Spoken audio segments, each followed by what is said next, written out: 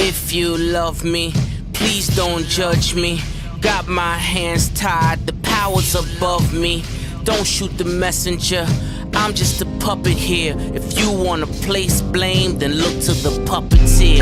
Family, fortune, envy, jealousy, privilege, passed on, legacy, secret, sabotage, borderline, felony, suicide, subtract, selfish, pedigree. When the love's gone and the hate's there, better watch out, cause it's hate fear. When your family ain't your family, and your legacy is just a name there. In your mother's eyes. Welcome back to the We Was Watching podcast. I'm your host, Brandon G. I'm your other host, Chanel C. And we are here to preview Severance Season 2. We got surprised because it wasn't supposed to come out till tomorrow. And then they said it's coming out tonight. So Chanel and I moved up to preview an hour because none of y'all will be watching this in 2 hours because the show will be out. So yeah, everybody's ready to see that sweet season 2. And we got our waffles. We got a waffle party. So we got a waffle. We have a Chanel's waffle having party. a melon party. I'm having a melon party. You ain't even cut it up. Oh, I'm gonna do it on the stream. That's the whole point. Oh, you're gonna cut it up. So we're having a great time. Excited for Severance Season 2. I wasn't gonna put this out on the podcast, but I guess I'll put it out. So those of you listening to on podcast, you can leave us a 5-star review on Apple Podcasts or Spotify. If you do, we'll read it on the show. We are doing this live on YouTube and Twitter, so you can watch us. Okay, we do it live. You can watch us live at youtube.com/@wewaswatching. You can email the show at wewaswatchingpodcast@gmail.com, and you can follow us on Twitter and at Blue Sky at wewaswatching. Great, good job. Those are good. So we are here to talk about. We got some people in the chat. Dr. Deb, DJ Rated R.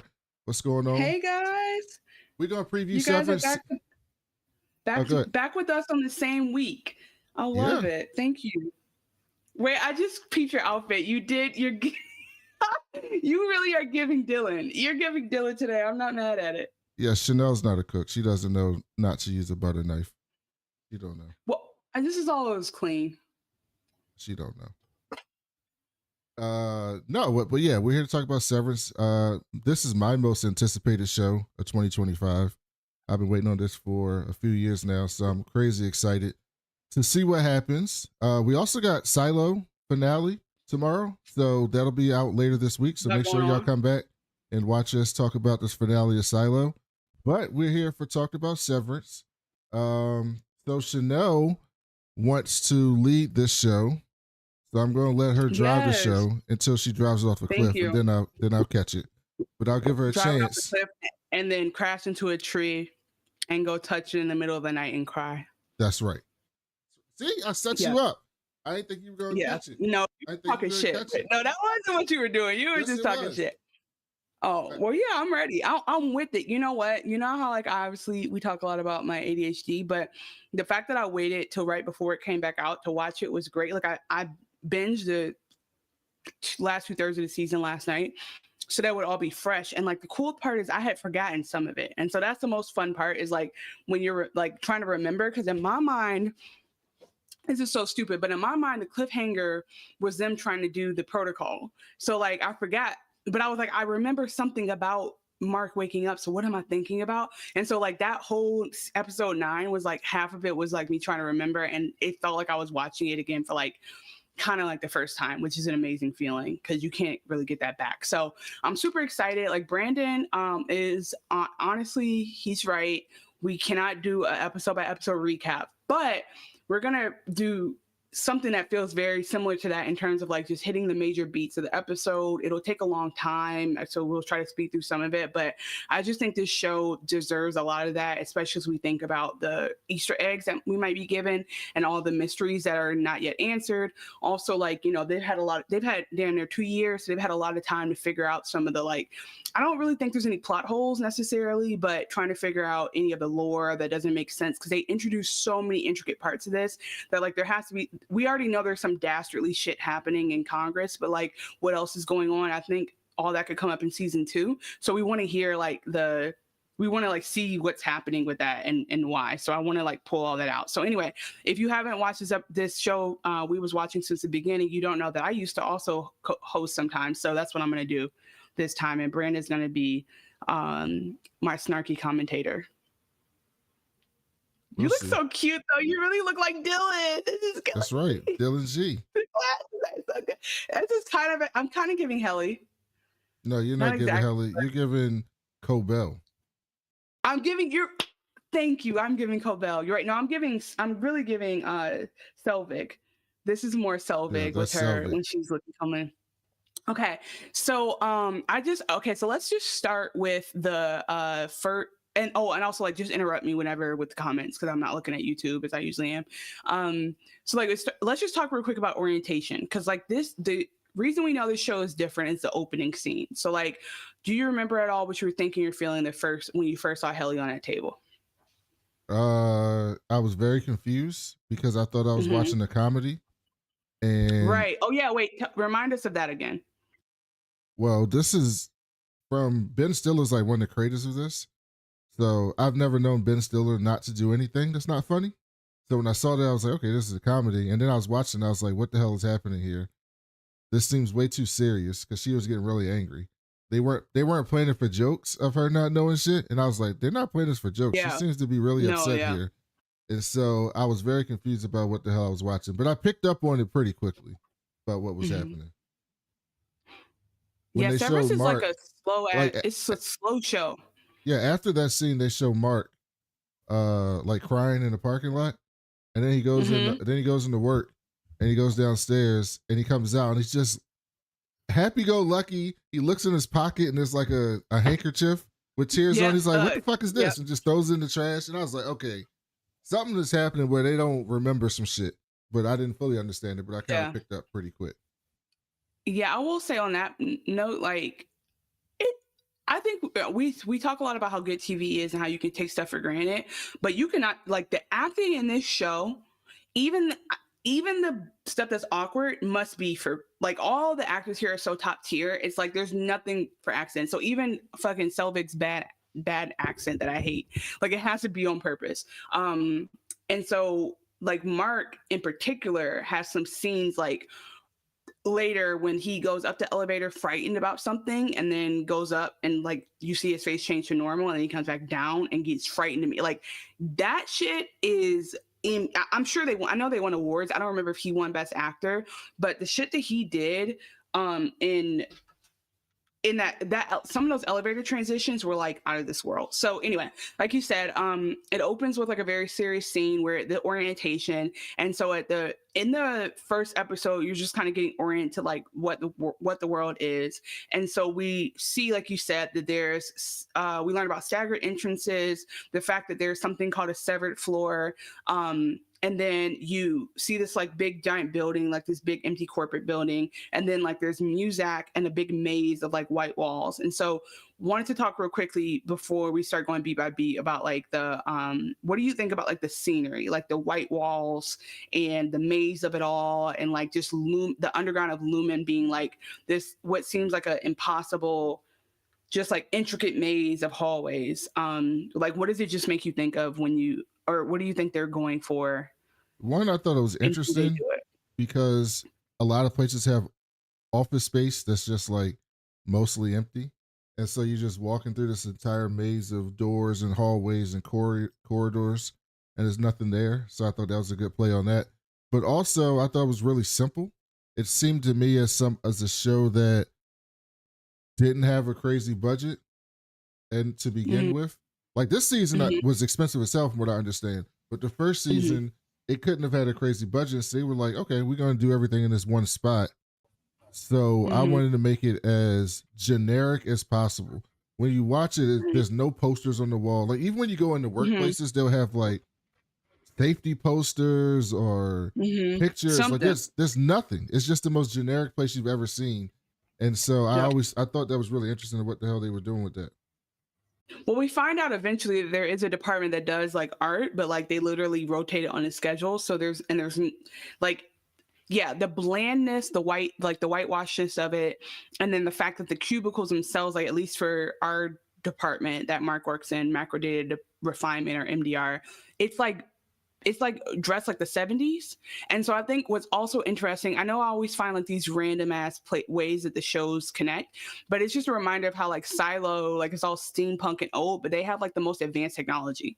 Like, you know, that whatever they're hiding behind this shit is like they're using old, like big box computers, right? And like trackpads, but you know that like they literally probably have the algorithm, right, running it all. Like that's how advanced they are. So I always think it's interesting how like the facade of old, like analog feel and green carpet and all that, like what that's trying to evoke.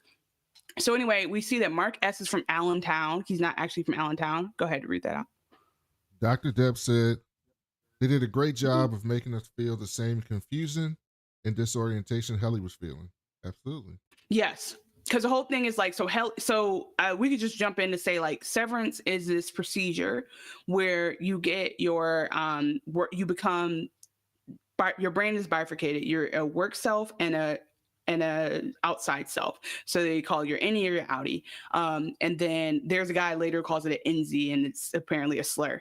So anyway, you have those two things. And so it's what we see in Mark's case is he had a traumatic death. He lost his wife Gemma in a car accident, and he has not done a good job of dealing with it. And so he just wants to have, like, in theory, 8 hours a day where he's not in pain. And so he just gets to go. He knows nothing about the outside world. He's just Mark who goes and does his job, doesn't think about much. And that, knowing that helps us to have an understanding of like why you understand, like everybody else has to have some bullshit going on in their life, because why else would you do this, right? And so, for example, Dylan, who we'll talk about later, but like Dylan always has these theories about how he's like a bodybuilder, he's like a super tough guy. Dylan's the one we know the least about why he's doing this shit. Because Helly, we know why Helly's doing it, because we'll get to it, but she's part of the family. We have Irv, who appears to be a military man. And so my guess is that he's doing this for some type of PTSD thing to separate stuff, right? So we know that. We know Mark lost his wife in a car accident, right? And so, and then I think they told us why Petey did it too in the funeral, but I don't remember. But something happened with Petey because his daughter was like, his daughter had said something and she was like, yeah, that's terrible, but you shouldn't go and like sever yourself because of it, right? Yeah, so, like something happened with Petey too. So like, something happened. They all had some shit that happened with him. All we know is that Dylan has 3 kids. Well, we know for a fact that he has one. 1 to 3. We has 1 to 3. We don't know if Milchek's telling the truth or not. And so in this situation, it's like it's sad at first because you hear them talking in theory about their outies, and you're like, wow, they have no like context of the destruction that could be happening in the world. And it also is interesting thinking like the world could be at war and they would have no idea. Like anything could be happening on the outside. But on the flip side, their outie has no idea like if they would. Like they could be down there being sex slaves. You really kind of don't know. Like I know some things you come home and be like, this don't feel right, but like they could be having them do anything. And there's no way for them to communicate on the way out. We'll talk about that. So let's just get into kind of, like I said, the notes I have. So I did like, the other reason why I took such detailed notes, we're not gonna be able to go over all of it, but just because I want to be able to refer back when we see stuff in season 2, because I really just I forgot so much of it. And so we meet Irving B. We meet Dylan. I forget Dylan's last name. Dylan G. And then G, and then and then Mark S. And so there's no last name, so there's some anonymity. And then you'll start to notice that little details are changed here and there. Like they tell Mark that he's from Allentown. Pretty sure he says where he's from later in a date, but he's not from Allentown. So like they switch little details, and this is also a fail-safe for them to start to understand if they start to remember anything about the outside. Well, here's the thing: it's not a real world. It's not the world that we live in, because there's a scene where like Mark's checking his mail. Everybody's checking his mail. Yeah, they live in a state with the letters PE, right? Yeah, that doesn't exist. Yeah, it just doesn't exist. Right. So it's like it's a completely different world. It's a world. I know the showrunner said something like it's supposed to be like in the late 2020, like the late 20-teens, like the 2010s. That's what you call it, the 2010s. But it's like a alternate version of the 2010s. Because if you notice, right, everybody's car is old as fuck. Like all their cars like they're from the late 80s, early 90s. No one, but they got cell phones, right? They got cell phones and like smartphones. Like because when Mark comes out, he has a whole ass smartphone. So they got smartphones, but they got cars from the 90s. So it's like an interesting world that they created. Yeah, it's definitely modern day. I think what I started to assume was that let's just imagine this is a state where like you said, it is alternative universe, but like there is a Delaware for sure in this universe. There is Allentown, Pennsylvania. And so I think it's like it's just vague, right? But I think yeah, so anyway, they're in Kier PE, whatever PE stands for, as in terms of state. And so, but yeah, there's going to be different random things where we don't know if this is in the world, this is something they're trying to tell them to confuse them or like keep separate the details. But the macrodata refinement, their whole job is to sort through numbers and based on how they make them feel. And so the Helly's getting oriented because she decided to sever, and they go through this process to figure out what you remember, because if you don't remember anything, that means it worked. And so like one of the questions is like, what does Egan like for breakfast? And she's like, what the fuck? And we learned that in episode 2 we learned that that's something they ask, that's a fun fact they tell you on the way to getting severed, so that like if you can't remember that, that's kind of like an immediate reminder that your short-term memory is been severed. And then they ask you like, what is the color of your mother's eyes? That's long-term memory. Where are you from? Name a state. So like the fact that she remembered Delaware means she has like general knowledge but not any specific knowledge about herself. But like Brandon already said, there was theories throughout the season of who Helly was, because just kind of, I will come back to some of the intro of episode 2, but just to go into Helly, so I have it in my notes, his favorite breakfast was 3 raw eggs in milk. Just random shit like that they'll say in this show. But like the severance procedure is open brain surgery. They literally drill a hole in your head and insert the chip that does the severance. And I wrote down it goes in like an IUD. And I'm like, I can't imagine how you take it out without it like fucking you up on the way out. That's why they say it's irreversible. Well, that's right, what they believe it to be, irreversible. Yeah, it's irreversible. There's no way to deal with it and not be damaged in some kind of way. Like you either keep it in and deal with the shit that you have, or you take it out and deal with the other consequences. But anyway, like, yeah, so Milchek, so just to talk about Helly a little bit more, and then we'll go back to MDR in general. So let's talk about Helly's struggles, like up into her like this big moment she had. So like Helly, let's talk about the scene where Helly comes in, she's freaked out, and then she decides from the beginning, she's like, fuck it, I'm not gonna do this. So from the very beginning, she's a runner. Like she keeps trying to find ways to either send a message to herself on the outside, record something to herself, slip a note in, eat the note, like trick people into getting to the elevator. Like she doesn't believe all the rules they're telling her. So like, what was your feelings about Helly early on, like, and like just in terms of her in these decisions? You said that. Brain IUD. Yeah. Yes, she said that. You get it. But like, okay, let's talk a little bit about Helly, or like tell me what scene resonates with you the most for her, like in the beginning. The scene that resonates with me is when they, a little bit later in the season, when they go to she still don't want to be there, right? And so they're trying all these things to get her to be comfortable working down there. And they do the field trip, right? And they go look at it's like a town inside the building. And they go look at like all the Kier statues and shit like that. Yeah, like underground, they have a whole museum. Yeah, and she's staring at the museum. She's staring at the statue of like the first female CEO of Myrtle Egan of Lumen. Yeah, and she's just staring at it and looking at it. And when I saw that, I was like, why is she staring so hard at this, right? And so I didn't put it together at the time, but I thought something was, I thought at the time that she knew the Egans, right? Like that she was like close to them. I didn't think that she was one. I thought she was close to them. So I was like, she must know these people. Like she's staring hard at them, like she knows them. And so that was the thing that stuck with me the entire season, because she seemed the most calm in that room, like staring at her. Like that person just gave her comfort or inspiration or something like that, when everything up to that point was her trying to get the fuck out of there.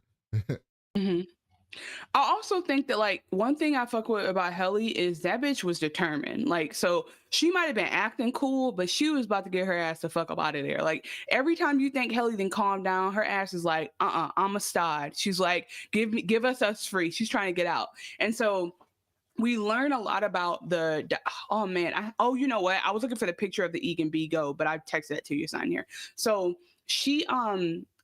she continually tries to escape, and so we learn a lot about like Severance and the dynamics of it through that. So we learn about code detectors in the elevator that she thinks are bullshit, but then that's how we meet Grainer, who we'll talk about in a second. And then and then how we know that there's something special about Helly is that in the very first episode that she tries to leave by running down a hallway into an exit elevator, like an emergency elevator, and she keeps finding herself coming back. Out back. She's running, she's jumping, she's trying to do all that. And we find out in the second episode that again she did willingly sever. And every time she's on the outside, Milchek, who's a main character of the management team, is sending her back in. And so she's like, damn, her outie is like, wow, I must not want to be in there. And he's like, don't worry about it. But like he just keeps pushing her back in, and Helly's getting frustrated, or more and more frustrated. And that's how we learn that like this was very important to me because Milchek is the only character that the innies and outies both know, right? Like he's the only one. So like all the outies they call, they do the no calls to. Yeah, they all know Milchek. So like when he shows up at Dylan's crib, Dylan knows who the fuck he is. Mark obviously knows who he is because Mark calls out and calls him, right? So like the innies, everybody else on that floor, no one knows. None of the outies know. Even Corbell, like, because she lives right next door to Mark, and he has no fucking idea who she is.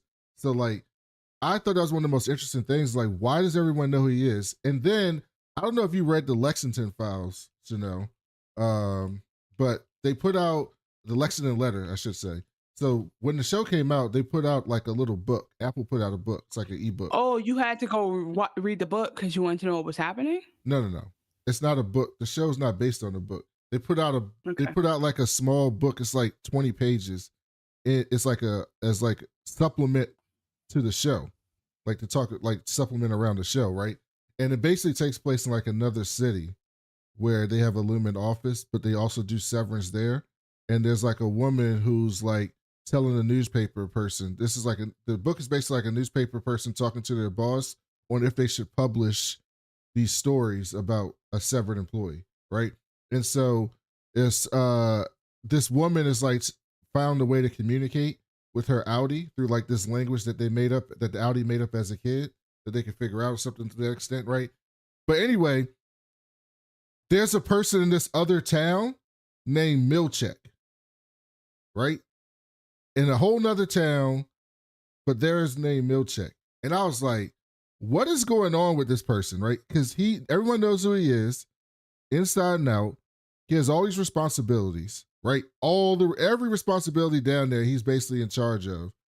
And there's another Milchek at a whole nother place. Like, what the hell is going on here? So I just thought that scene that you brought up with Helly going in and out was the first time where we realized that the outies know who they are. We got a few comments to catch up on before Chanel continues. It's how kids from rich backgrounds act, in my opinion. They're very headstrong like that. Yeah, they kind of went their way. Absolutely. And she says, I think her name is Peg in the Lexington papers. Yeah, I think it is Peg. Peg and Peggy. Yes, Peg and then Peggy is the inner in the Lexington papers. So yeah, I meant to tell you that because you probably would have read that in like 2 minutes. But yeah, it was like a short ebook that they put in conjunction with the show that was really cool, just to shed some extra light on what's happening. But it doesn't tell you anything. It's just like another city of a woman going through the same shit that you saw on the show. I know, I'm just trolling you because Brandon hates that I read ahead on some shows. That's why I like this show, because you don't know what's happening. Then I shall continue to troll if I cannot. Okay, but anyway, we are okay, sorry, I'm retweeting us. Sharing to the socials, guys. Tell your friends that we're live and they can watch us right now. Okay. So when it comes to Milchek, yeah, he's okay, so as I'm rewatching, he's obviously like the ops, but when I was watching it the first time, I was just like, Tremel Tillman is killing this role. And so I do want to talk about like what his character just kind of represents. But anyway, yeah, so in episode 2, he, after her first day, he shows up with flowers, or like at some point, and he goes, you know, congratulations. He says, he says this is a miracle. And so that's how we knew Helly's somebody special. Fast forward to the very end, when we do learn more about everyone's outie besides Dylan, and we find that like, yeah, Helly R is actually Helena Egan, and she is like the child of the CEO that they see in the refinement wing, or the perpetuity wing. So that's Helly. Helly is really interesting. It could be that she's spoiled, but I think what I resonated with from her was like she wanted to get the fuck up out of there, and so like, she would, like I said, she tried to hide stuff. She tried to smuggle things. She tried to like swallow it. And every time Mark was looking out for her, because he was like, girl, they're going to get your ass. And then one of my favorite things was just like her like persistence. And so there's a moment where, as everyone else starts to be anti like the severed floor, she's like, she is a catalyst that like changes everything about what's been happening on the floor, outside of PD leaving, which is what we'll talk about in a second. Why do you think that she wants to go? Why do you think her inning's trying to get out? Well, I think that like, so 2 theories. One is that like, I do think some things persist in your innie. And we can see it. There's different moments we can see. So I think that like maybe her headstrongness, or maybe her feeling like I don't have to do shit, like her lack of like subservience is coming through. But in general, like I think that's how I would be. First of all, I think I would be like that. I'd be like, oh, this is not a good idea. I don't want to be here. I don't like the idea that I'm stuck here. Like effectively, like, because when they go upstairs, they come right back. Like to the innie, there's not sleep, there's not weekends, there's no break. It's like you just, whenever you're there, when you're not, right? So I think it's just so my second theory is just that at some point everybody down there is going to be like, wait a minute, what the fuck are we doing? Like, I just think that you can't exist for too long in any one space without questioning it. I just think that's like a part of human nature. So they would have to turn off that part of being a human to stop people from starting to be like, wait, what am I doing? Because all it takes is one little bit. No, the first theory is that something in you persists to your innie, and like it's not like you're not a fresh person. And then the second theory is just like every human who severs would eventually be like, what the fuck are we doing down here? This doesn't make sense. Even if it takes years to question, like Irving, it's like all it would take is one thing, because it's not natural to the human to be stuck or like, you know, in perpetuity somewhere. What do you think? It's deeper than that. I think that she ain't never want to do it. And she did it because you remember at the end when her daddy meets her in the bathroom, he's like, I'm so proud of you. Like, you risked a lot to do this for me. You don't know this reached the world to me. Yeah, he's super creepy. He's so creepy. He's like, this reached the world to me. And when you were a little kid, you were asking about the colors of the first Severance ship and this and that. Like, he's basically doing that, right? And so I think she did it because she wants to be CEO, and she thought the best way for her to do that is for her to do this severance thing, because then they can sell the chips basically through the government to get it legalized by Congress, so they can sell it through the government, so that she can make this big thing, so that she can be the person in charge. But she wanted to do that. This is me projecting. She wanted to be that person anyway, but she was getting either passed over or not looked at in that role. So she felt like she had to please her dad to do that. And so she went and did it, but she never actually wanted to do it. And so in the outie world, if she never wanted to do it, her innie has those feelings, right? And so her innie is down there and just like, yo, get me the fuck out of here. That might really persist because like Mark's outie is so happy to have an innie, in the sense of like, I want to break. So you're right. Like his innie is always jazzed to be there. And like Dylan's, I need to know more about Dylan, because Dylan's the most interesting character to me. He's my favorite character. So he is. Okay, so I think that was like a good breakdown of Helly. We'll obviously touch on her a lot, but like you kind of understand. And then we're going to talk about like this one moment she has, because like I think that's a good like plot point. But to go back to what microdata refinement was before Helly came there. So it's a unit of 4 people, and it was Mark, Irving, Dylan, and Petey. And Petey just one day is gone. And so like when you think about storytelling, you always think like, what's an inciting incident, or like, what's the point of this story? And so the idea was that before this, they were kind of a unit that was kind of rocking along. They had their quirks, but like they were doing it. They were meeting their quota. They were going to work. Everyone was happy to be there. And then one day the manager's just not there. Not only is he like the manager of the department, he's Mark's best friend. He's the cohesion of the group. He had the morale. Nobody's ready for this departure. And so the Mark is slightly suspicious, but because of the fact that Lumen is clearly doing something sneaky, they're so suspicious. So like a little bit of like normal suspicion from anyone will trigger a lot of like monitoring and extra suspicion from the management team that we're going to talk about in a second. And so there's this line that comes back a lot. Like Irving says, "Hi kids, what's for dinner?" And it's just like a little catchphrase that like is endearing because when you hear it and you know that like that's like a thing between them. But you know what's that's how we interesting know though? about. Yeah, Dinner comes up a lot in this show, right? Mm-hmm. Mark wants to go to his sister's for dinner. They're having a dinner party. Like this dinner comes up a lot. But it was I wanted to get to this when we talked about like the outside people. But the funniest thing in the show, I wanted to say it because I know I would forget because I didn't write down my notes. Right. So all this is in my head. They had that dinner party. If you remember, Rickon had a dinner party where Mark comes over with his sister and all those people there. The black dudes there. Hold on. Mark has a sister who's married to this quirky guy we'll talk about, but they have a dinnerless dinner party. Yeah, there's no food there. Like, what the hell is that? Like, what is that? It's some hipster shit. That's pure hipster shit.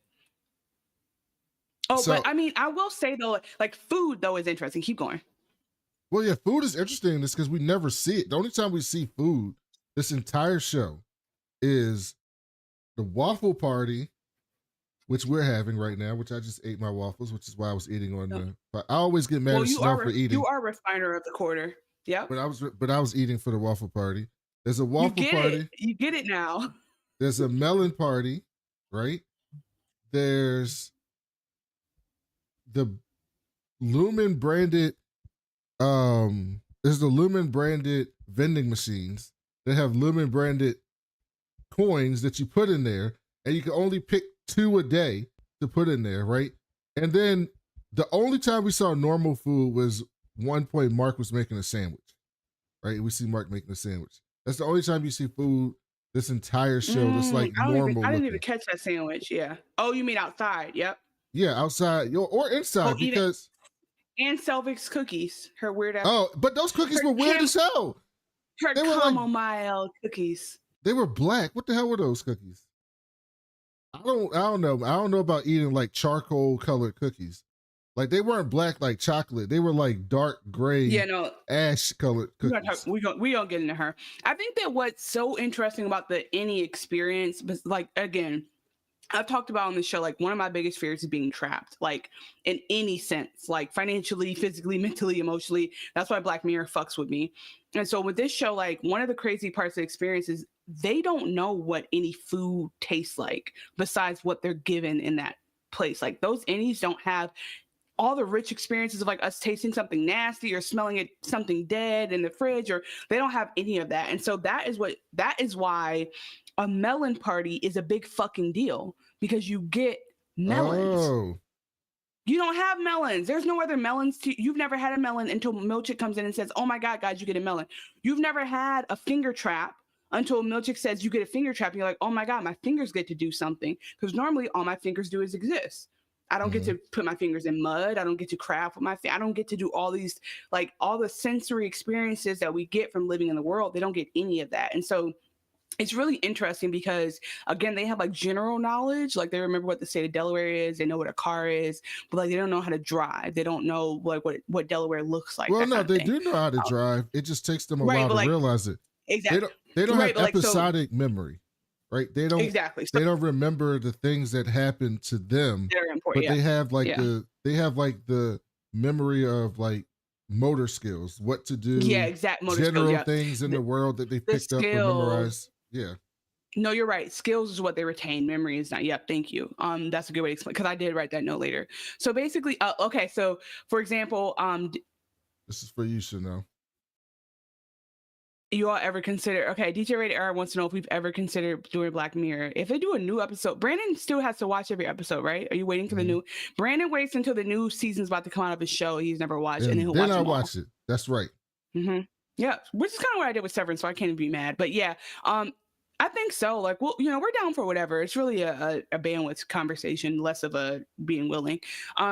So what I think is interesting here is that we learned so much about how different all the characters are, and that's why their journeys become really interesting.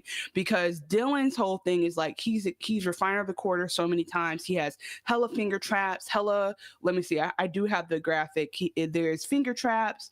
There's erasers with it, but they don't have pencils. There's a portrait. There's a music dance experience.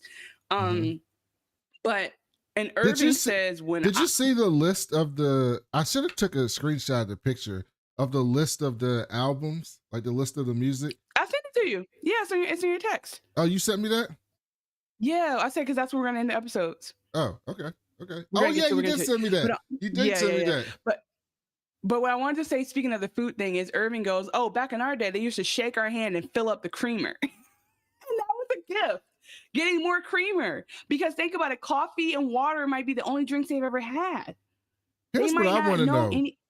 How do they know certain things? Like at one point, Dylan was talking about big titty MILFs in the show. And I was like, how does he know this? Like, how does this any know about this? Like, I'm very curious of like the things that they remember and don't remember. Yeah, exactly. I agree. But that's what's so interesting about the human brain and like why like something like dementia is so terrifying, because you can remember some things and forget other things, or like you can be mean, like your brain will know how to be angry. Like that'll translate, something messing up in your head will translate to anger or whatever. Like that's what is. We really need a psychologist to break this shit down. So anyway, this is when we, by going through a lot of the beats of episode 1, we're going to unlock a lot of stuff. So continuing on, we meet Miss Cobell. So Miss Cobell is also Miss Selvig on the outside world. She is a part of the management team, which is Cobell / Selvig, Milchick, and a Grainer. And so Grainer is like the enforcer. Milchick is like the manager, basically, if we could do like whatever, director, and she's like the VP, I don't know. And Cobell is weird as fuck. That's kind of the only way to explain her. Like the way she talks, inside and outside. Yeah, exactly. But like, and some of the stuff.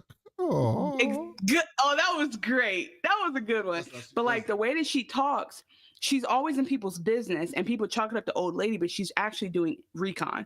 But like sometimes the questions she asks, it's almost, I just kept thinking, bro, she's on the spectrum, because she'll say stuff that people aren't supposed to say, but she gets the answer she needs from it, right? Like that, like she's doing that, and you're excusing her because you're like, oh, she's an old lady, but she's really diabolical. And so her like.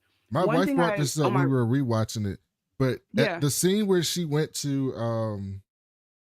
Devin's house with Devin and Rickon to like be their like lactation consultant. Their nurse, yeah.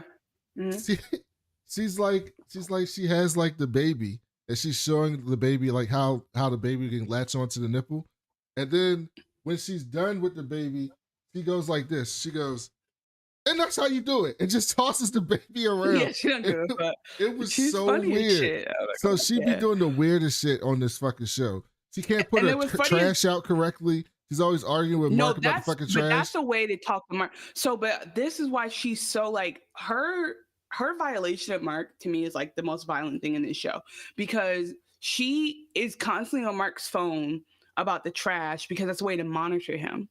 And so like she can know where he's at, and he's going to think, oh, she's just this helpless old lady. And that is what scared me the most, I think, in my first watch, is like, what is she going to find out? Because he literally can't hide. Like she will be in his fucking house when he's not there. So like if he's not being cautious, which is Audi would never be thinking about that, because his Audi's not doing anything, it's just any going through it, she can kind of catch on to stuff. So she ends up being really, really important throughout the series, obviously. But so Cobell says when he walks in to find out that he's the new manager and Petey's gone, she says, Mark, you look hungover, which is important because Mark doesn't look hungover. Mark looks fine. And Mark is like, what the fuck? I'm fine. But what we learn is that Audi Mark drinks and cries himself to sleep every night. And she can see that through his through his window. And so basically, like, she's pulling in knowledge of like what he's been going through that he doesn't have. So that's why he just writes it off. But that's her telling on herself, like, I know you drink at night, and he has no idea. So he P's no longer with the company, and I think some of the notes I wrote is like they carry themselves so awkward. I'm not sure if it's stylistic or if it's about like corporate culture, but like they really do carry and walk and talk in like a different way. And it does, to me, like, especially as a Black person thinking about the corporate world and like the code switching and duality like we do, even if you do it only a little bit, you still present yourself a little bit differently at work. And that is so interesting to me, is seeing how they navigate it. Oh, and another thought I have that you might enjoy is, you know how I can always bring race into the picture? Yes. The severed floor is actually the only non-racist place in the world. Race does not matter on this shit. It doesn't have any impact on anything. Look, 2 shows with race don't matter. Like Severance and Silo. Yeah, I really like it. Like, I'm like, because if you can make it on the severed floor, you can make it anywhere, basically. Well, Milchek is but here's the thing, they put Milchek in charge and he Black on the outside. That's what I'm saying. Like, no, they put him on the outside, like, they put him in charge. So what the hell's going on in there? Yeah, can you imagine the jokes? This could have been a great joke. It's a Black woman. This could have been a great joke on like a sketch comedy show of like reparations. So to get back at white people for reparations, you put a Black person in charge of white people who are severed, so they don't know what the innies are doing, and you do all types of shit, make them do all types of shit to them, like slavery again to them to get back at them. That'd be a great skit for a sketch comedy show. Yeah, I just don't know if you get it, if you get the satisfaction out of it, because they need to know they're suffering. This theory is silly but works. From tragic on to best. Thanks for being on the beat. Thanks for being here. The innie is Eve. The outie is Adam. Think about it. Another theory is immortality. The innie is Eve. Hold on. I'm not high enough for that. The innie is Eve. The outie is Adam. So like came from the rib, and she only exists if the Adam. Say more. We want to go there with you. So a couple things about the world too. Like, we don't see Pip's VIP doesn't come up as much as we think, but this is so funny to me. So something happened to Mark where he like hurt his head during the first episode. When his outie gets to his car, there's a gift card on his windshield that says, "Oh, sorry." They give him like an excuse about you hurt yourself at work. Here's a Pips VIP gift card. And Pips VIP is a diner that just puts a sign up that says VIP beyond this section. But do you notice everything is named after people Kier, like the Egan people? Yeah, no, it's a Kier town. There's no, everything's named after them. We will talk at the end about our theories about Lumen, because like this city, nothing's right about this city. Let's be very clear. Yeah. But yeah, it's like, but that's my point. Your work job gave you a discount code to the work restaurant. And then we learned that he lives at Baird Creek, which is a Lumen owned facility. Mm-hmm. And so, but this is why it hit me later. Like this hit me like yesterday, which means years later. Why doesn't he wonder why Mrs. Selvig is there? What do you mean? Why is she in Lumen housing? Why would she be in Lumen housing? Oh, why does she live in Lumen? Maybe she works. Well, maybe she works. Right. Oh no, she knows she works at a shop. Right. So why is she there? So maybe she's a retired outie. You need to turn this on. You need to turn this on. Well, no, that's not true, because we just bought a house in the neighborhood. It's a town, it's like a 3-story townhouse, and there's a bunch of them. Okay. And there's a row that was purchased for corporate housing. So there's like a row of like 5 houses. So all the other houses are owned by just regular people who bought a house. Yeah. And then one whole row is corporate housing. And they all have the same outside like outdoor set on the rooftop deck. They all have like the same everything, right? And so you could do that, right? So in theory, Lumen could have purchased some of the houses, and then she's there. They share a fence. So I'm suspicious. Anyway, so this show does a great job of what you know makes you so terrified for the innies and the outies, because you're like, oh my God, they don't know and we know. So anyway, one thing that's cool is we get to meet Devin, the sister, and they actually cast Devin. 2 people that look alike. Yeah, Devin's great. And then later on, she's the only normal person on this entire show. She's the only normal person. She's the one you root for. And every time her and Rick and I say, well, how did they get together? So she is married to this very eccentric, like a successful idiot named Rickon. And he's one of those adult hipsters who like just changes his name. His name's really Rick, and Mark keeps trying to call him Rick, and he's like, please call me Rickon. But for whatever reason, his successful idiocy means like they have money. It's like they live in a nice house and they have decent things. And so Devin's just there being normal, and Mark is like, she has to drag Mark out of his drinking sometimes to go be with them, but she's expecting a baby. And so but Mark is also mad weird with Devin. Like the way he talks to her, it's like it's mad awkward, like with him. And she's like, why are you acting like that? The way that I took it though is like they know each other very well. So like they had like their inside jokes. And so I think she's more whatever he's doing is not weird to her, which is just weird. Yeah. Like they joke, like when she joked later, she like there's a point when she says, oh, brother and sister. He goes, oh, finally alone. She's like, shut the fuck up. Like they joke around with each other. Their dynamic is the only thing that makes Mark normal too, because it's like this is somebody who shows us Mark used to be a regular guy. Okay. Tragic on the beat. You want to read it? Mark is Adam and Helly is Eve, who's the first person to interact with Helly, who's the rebellious one. I don't know. Maybe I'm reaching. That's not too bad of a reach. Might be Kier and Emojine. You know, we just keep seeing these pairings. Praise Kier. Yeah, I mean, I think. What praise Kier? That's actually how I want to end the show. Did I tell you that? No, but I'm that's not how surprised. We sign off. That's it. Yeah, I think that in general, whatever theory you have, hold on to it. You never fucking know. I'm sure immortality. I'm sure. I will say that I'll jump ahead to tell you a theory. Immortality has to be a part of this. There's something about this is immortality because 100%. Well, we know that when we get to Gemma or Mrs. What's her name inside? Miss Casey. Miss Casey. By the way, Mark's not hot enough to get with Miss Casey. I'm just gonna say that. Yeah, I mean that's the whole point. But he's a nice guy. He was a good professor. Okay, so like you said, Rickon has his asshole friends over for a dinner party, and Patton. Okay, the most annoying character beyond Rickon is Patton, who talks so much shit to Mark's face.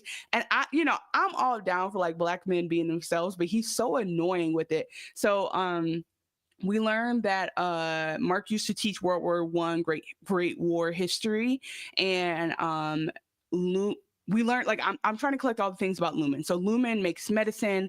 They're a tech company. They did topical salves in 1800s. Like Lumen is just like this entity that has grown to do everything basically, but that's where it started. And we also learned that Congress is right now debate. Oh, that's a good man. Oh, that scares me. Don't say that because I'm scared of Lumen. Then we find that Congress is debating. Hold on, I keep getting calls. So Congress is debating whether or not to legalize severance, because right now severance is happening privately. I think like these citizens can opt into it, but the idea is that other people might opt into it. And so here's the thing about that.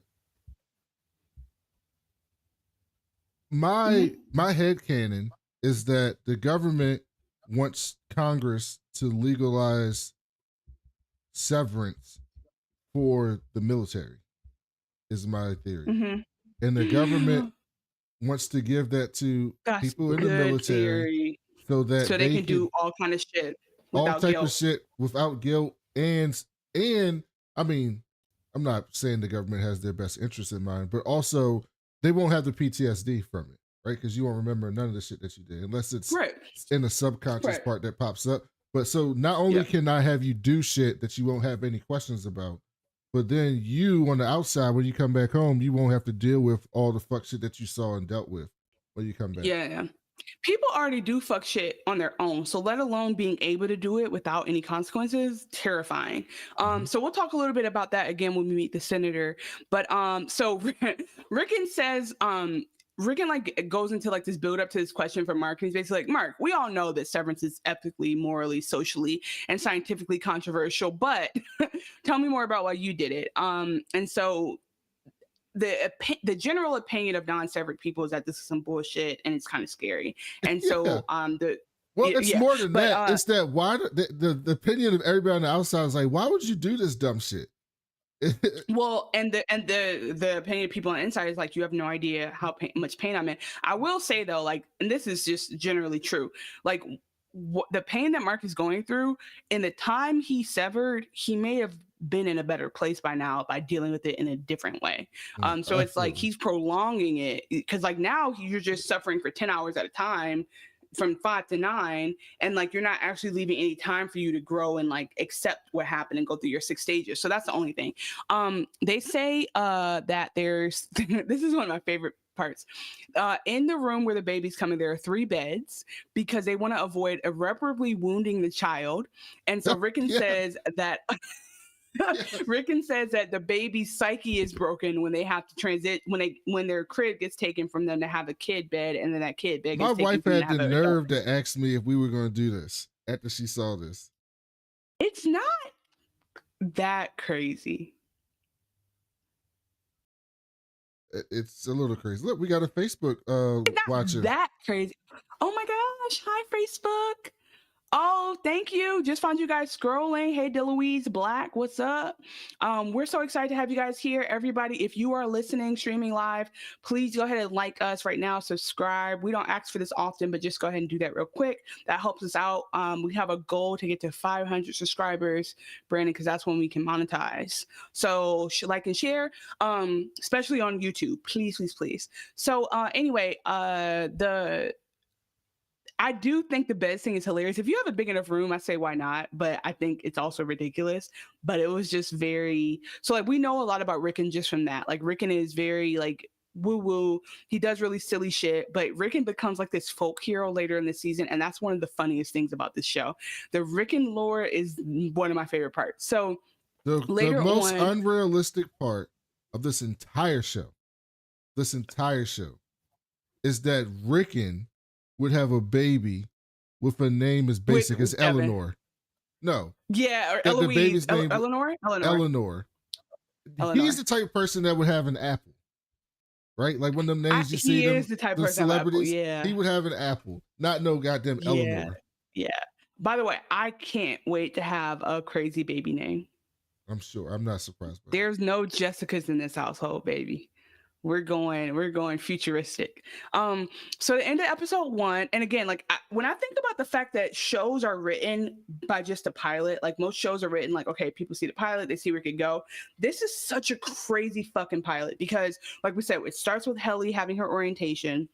It ends with Mark in the Pips VIP with Selvig on his ass, bothering him. And I just remember that's when I was like, okay, I need her to leave him alone. And then this guy that he had seen in the woods outside of Devin's house while he spent the night comes and slips in and says, "Hi kids, what's for dinner?" So again, that phrase coming back from the severed floor, and we find out that's Petey, who has bypassed the implant. And so he tells him, Mark, like, hey, I'm from Lumen. I unsevered myself. I reintegrated. It makes me sick, but it is what it is. If you want to learn more, come meet me later. By the way, in the severed floor, I'm your best friend. You're my very good friend. And then he kind of leaves. And that sets up this intrigue. But also what's funny about what you just said is we never see Mark eat at Pips. We just see like him go to sit down to eat. We never see food. Maybe they kept budget down with food. In here.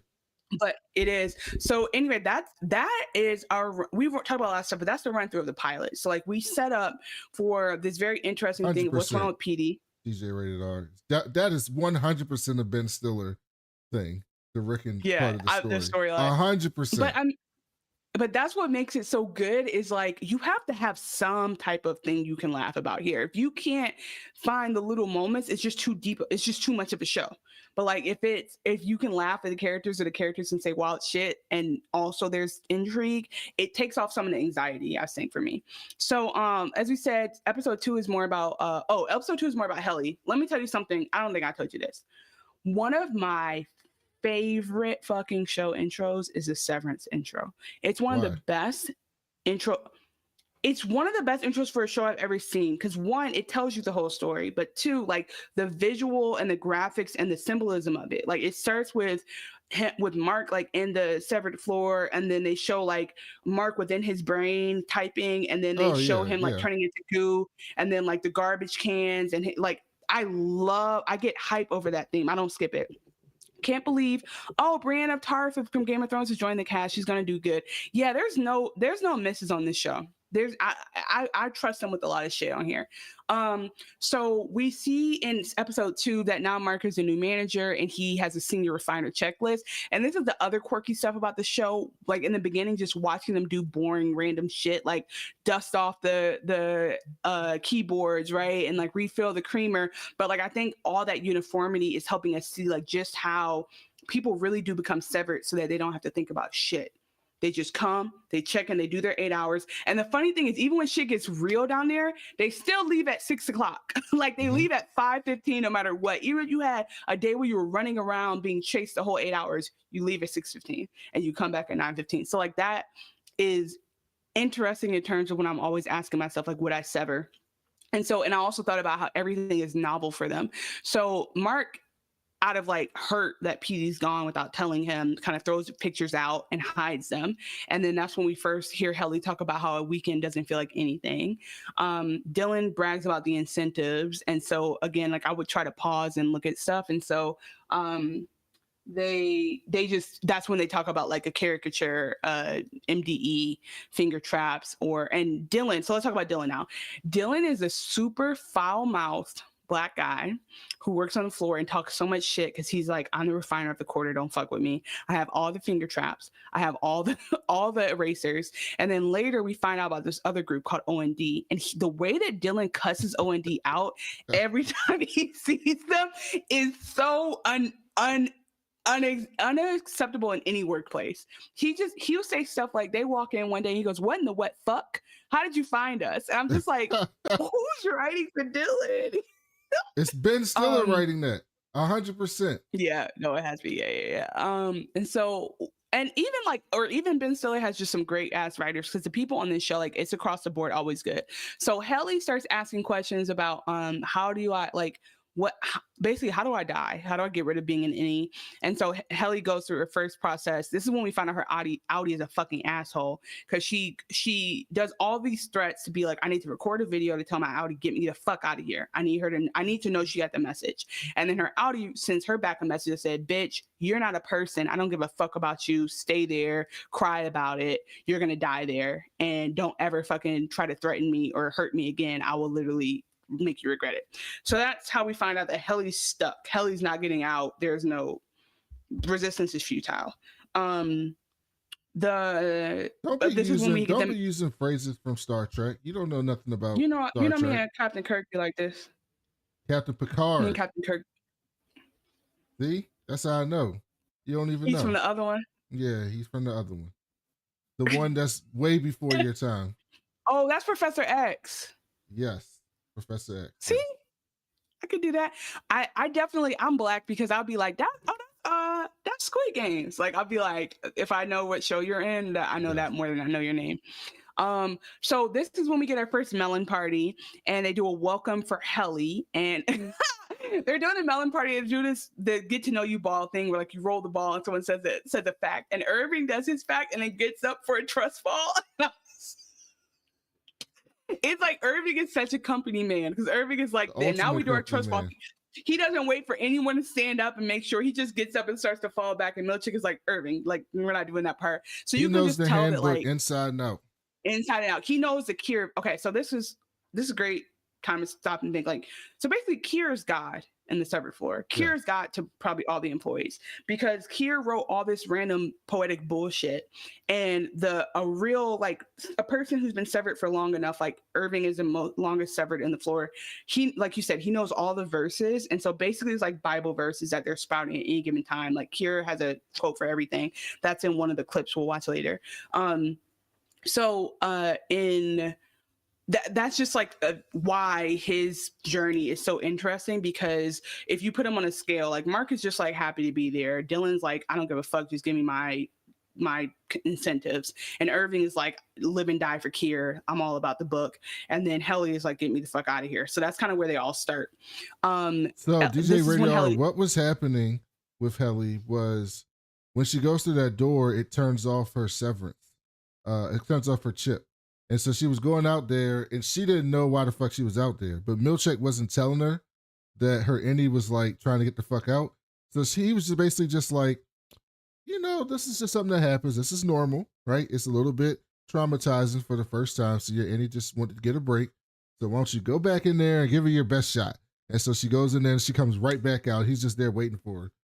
So that was what was happening when she kept going in the stairwell. Was her Milchek was talking to her, being like, "Hey, just go back in. Everything will be cool."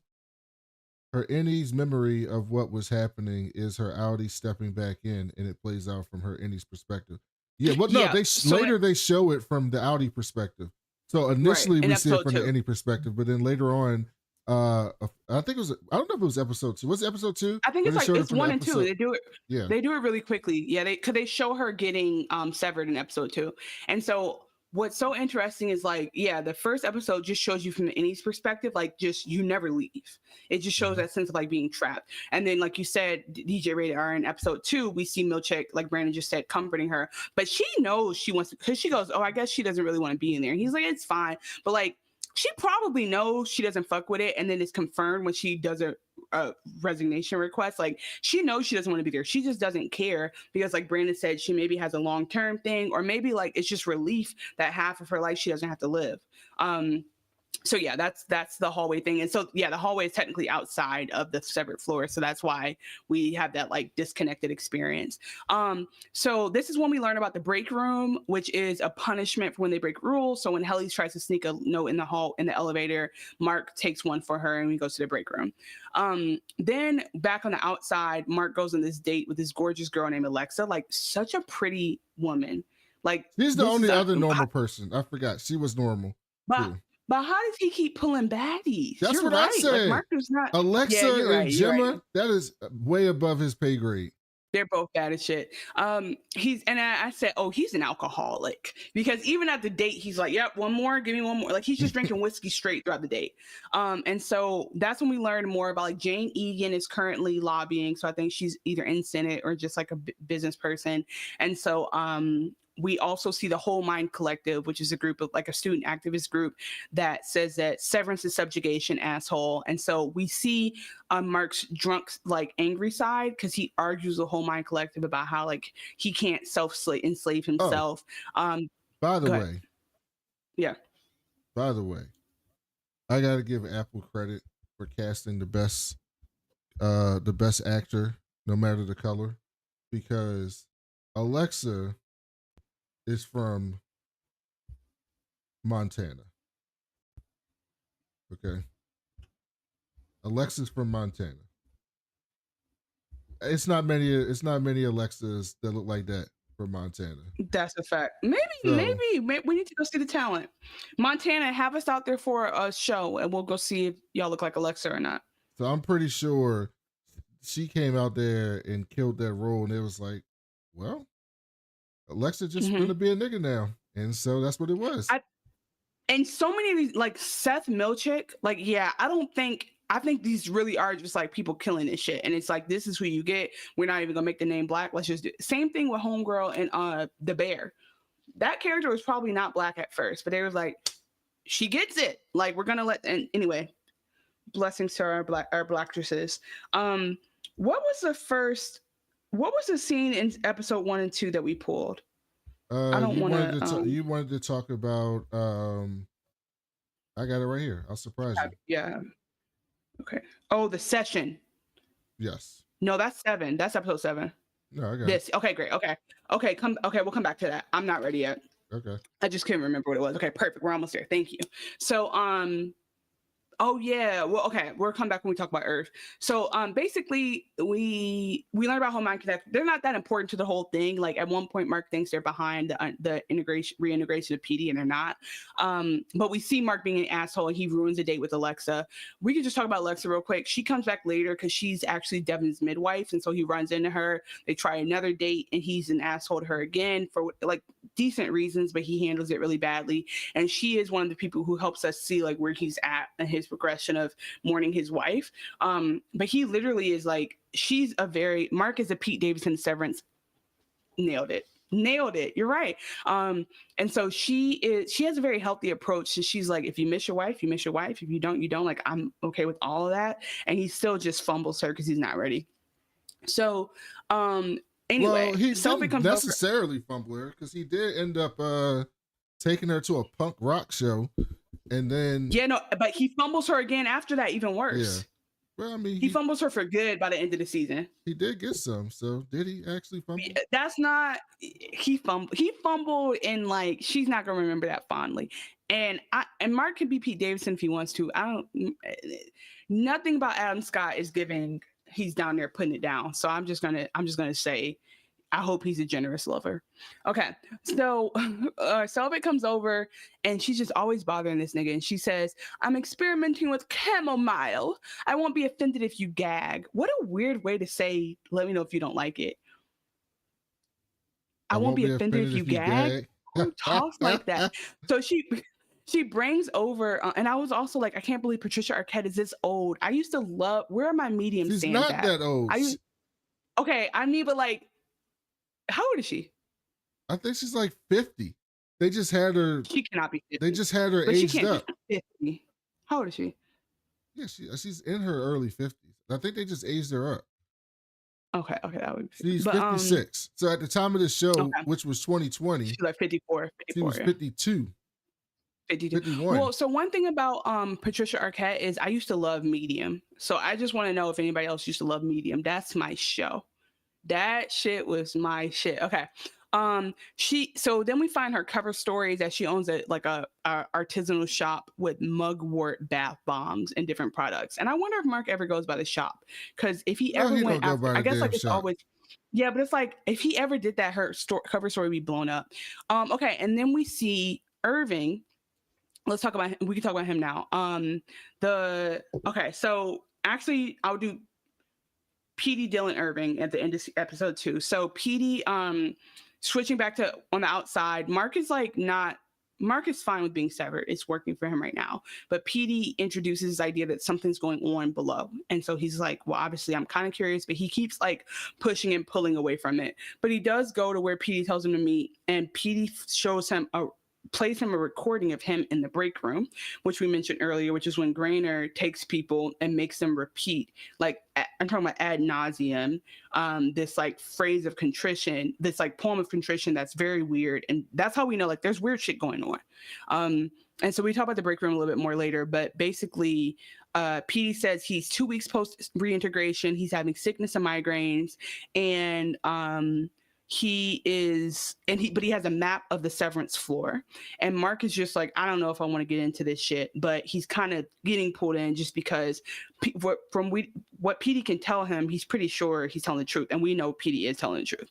Then we go back to Underground, and this is when Dylan and Irving are talking, and Dylan says that he thinks that what they're doing with MDR work is they're cleaning the sea, and Irv thinks they're cutting swear words out of movies. But everybody has like these theories about what they're doing with the macrodata refinement, because nobody literally knows. Like later Helly goes, are we killing goats? Like they don't know what those numbers mean and like why they're categorizing them. And also I have no fucking idea.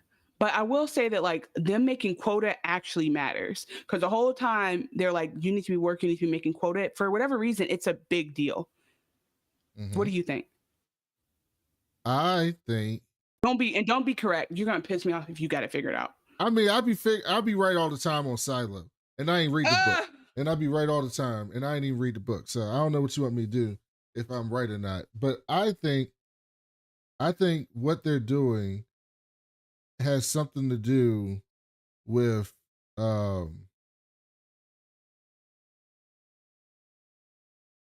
I forgot my own damn theory. I should have wrote my shit down.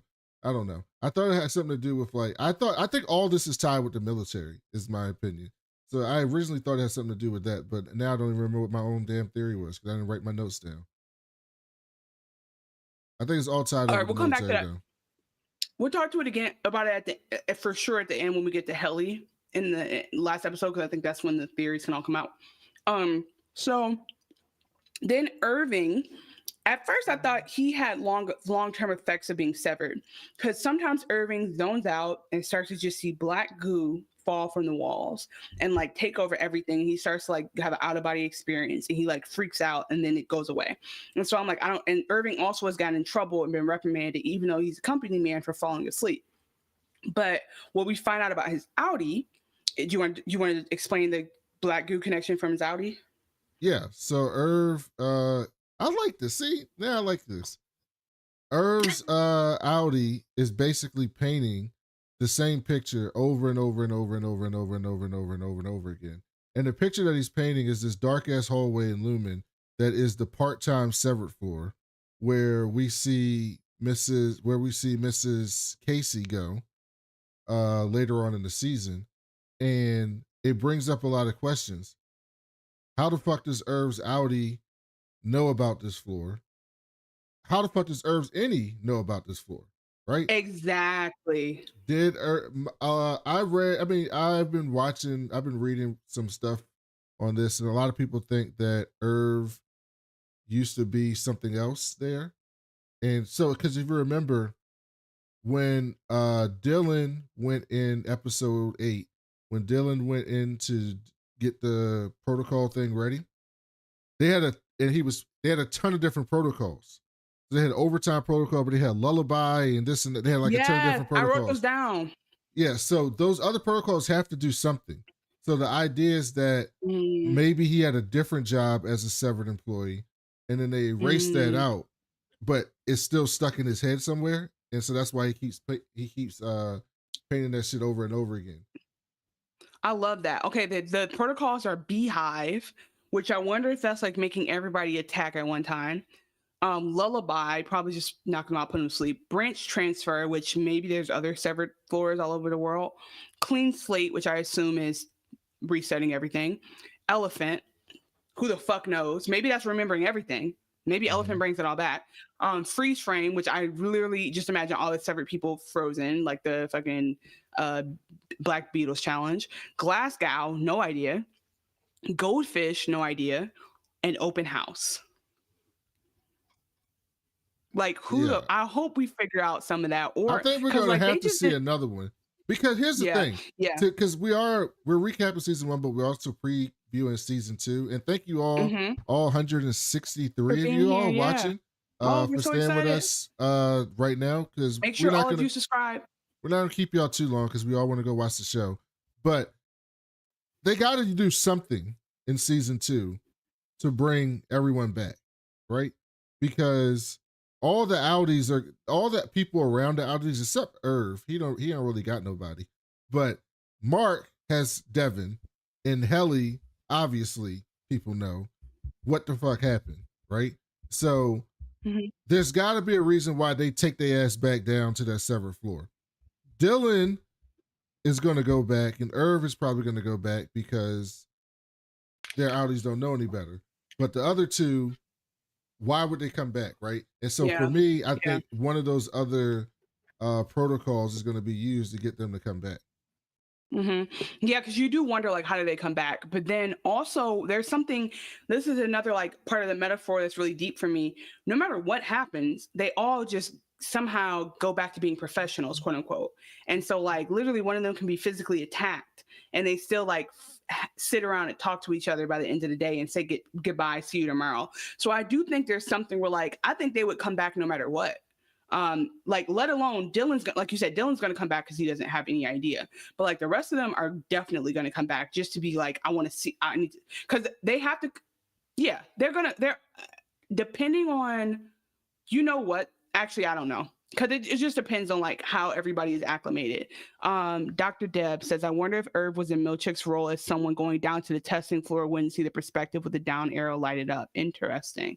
That's a really like, I love these theories y'all are getting into. These are important. But yeah, I think it depends on when they were on the protocol, the overtime protocol, which is hilarious, by the way. So Mark told Devin, so Devin now knows all the details, but the rest of them didn't get a chance to confer with anybody else in the way of being like, I need someone I trust to hold me accountable and remind me of what happened. So Irving might have nobody. Irving's just going to wake up on this old man, this gay man's door. Like, you know what I mean? It's just like, what, like, yeah. So that'll be interesting. Christopher Walken out there living his best life with his husband, and then this yeah. old ass man who he don't have no the fuck idea who it is banging on his door. Can you imagine what his husband's thinking? Please.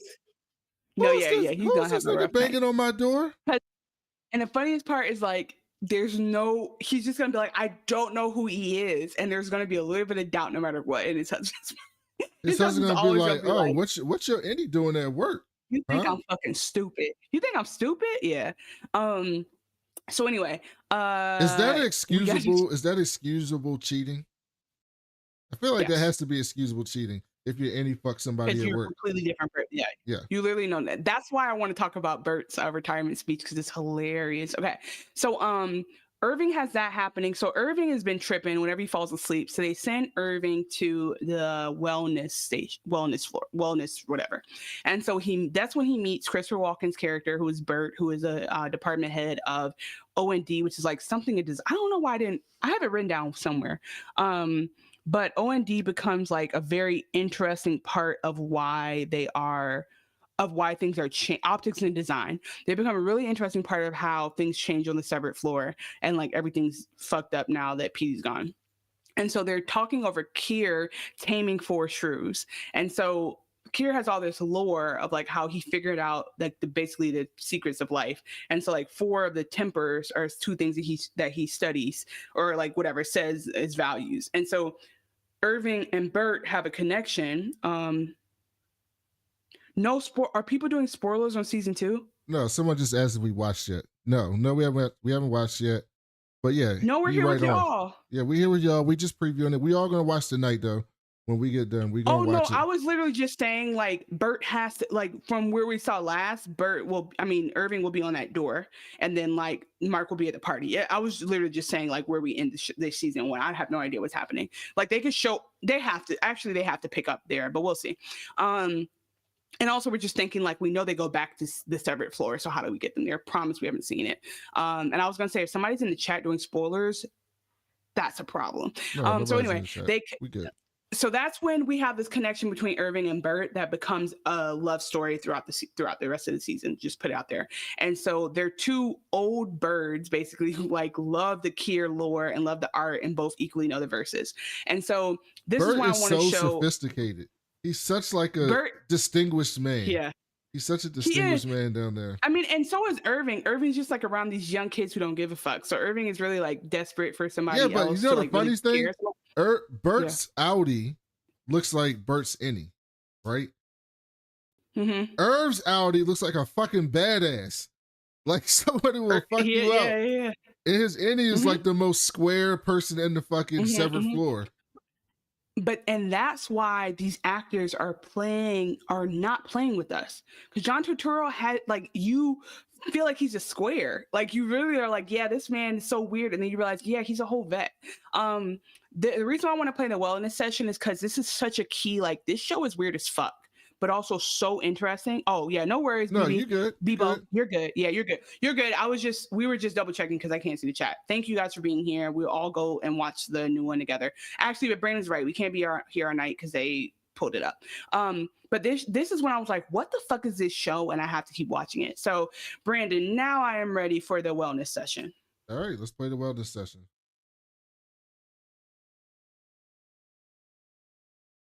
All right, Irving.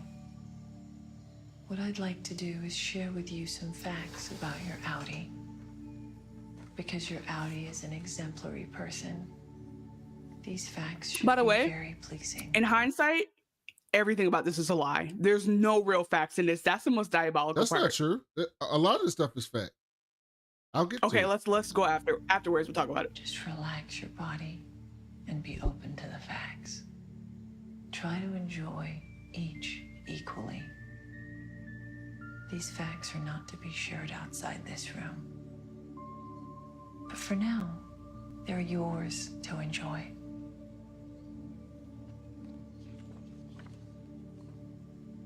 Your Audi is generous. Your Audi is fond of music and owns many records. We know that's true, because he'd be banging that music loud as fuck every time he starts painting. Love him some Your Incubus. Audi is a friend to children and to the elderly and the insane. And the insane. The writing on this show. Your Audi is strong and helps someone lift a heavy object. I believe that. Your Audi attends many dances and is popular among the other attendees. Your Audi likes films and owns a machine that can play them. I'm sorry. This is like, imagine waking up to these affirmations. This is how you start your day. This does sound like a daily affirmation. Absolutely. Yeah, but it's like the most random shit. Like, it's like your Audi likes artichoke. Okay. Your Audi is splendid and can swim gracefully.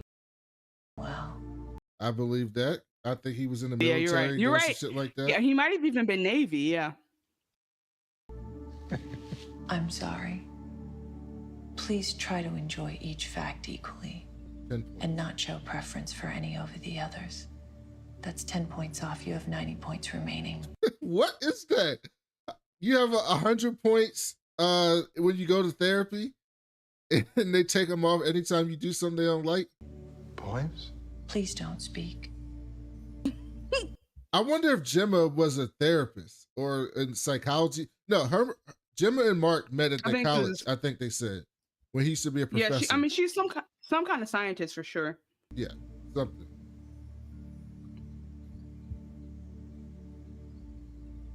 Your Audi won a game 2 weeks ago. Your Audi values water. A photo of your Audi with a trophy was once in a newspaper. Your Audi has no fear of muggers or knaves. Your Audi likes the sound of radar. That makes sense. Because that's his dog's name. Radar. Oh, and like if he was Navy, he would listen to radar in ships. No, his dog's name is Radar. I agree with you, but I'm saying like he also was Navy. His dad was Navy. So like this all okay. So the reason why I was going back to say, oh, it's all not facts is because I feel like Mark's was some bullshit. But you know what? Irving's is, they're honestly giving him tea. This is tea. Just a little bit more. Your Audi is skilled at kissing and lovemaking. I'm sorry. Sorry. Please don't respond. That made him happy, boy. Kissing and lovemaking. Irby putting it down. To any specific fact, that's 10 points off. I was just... Please don't speak further, or all remaining points will be deducted and the wellness session will end.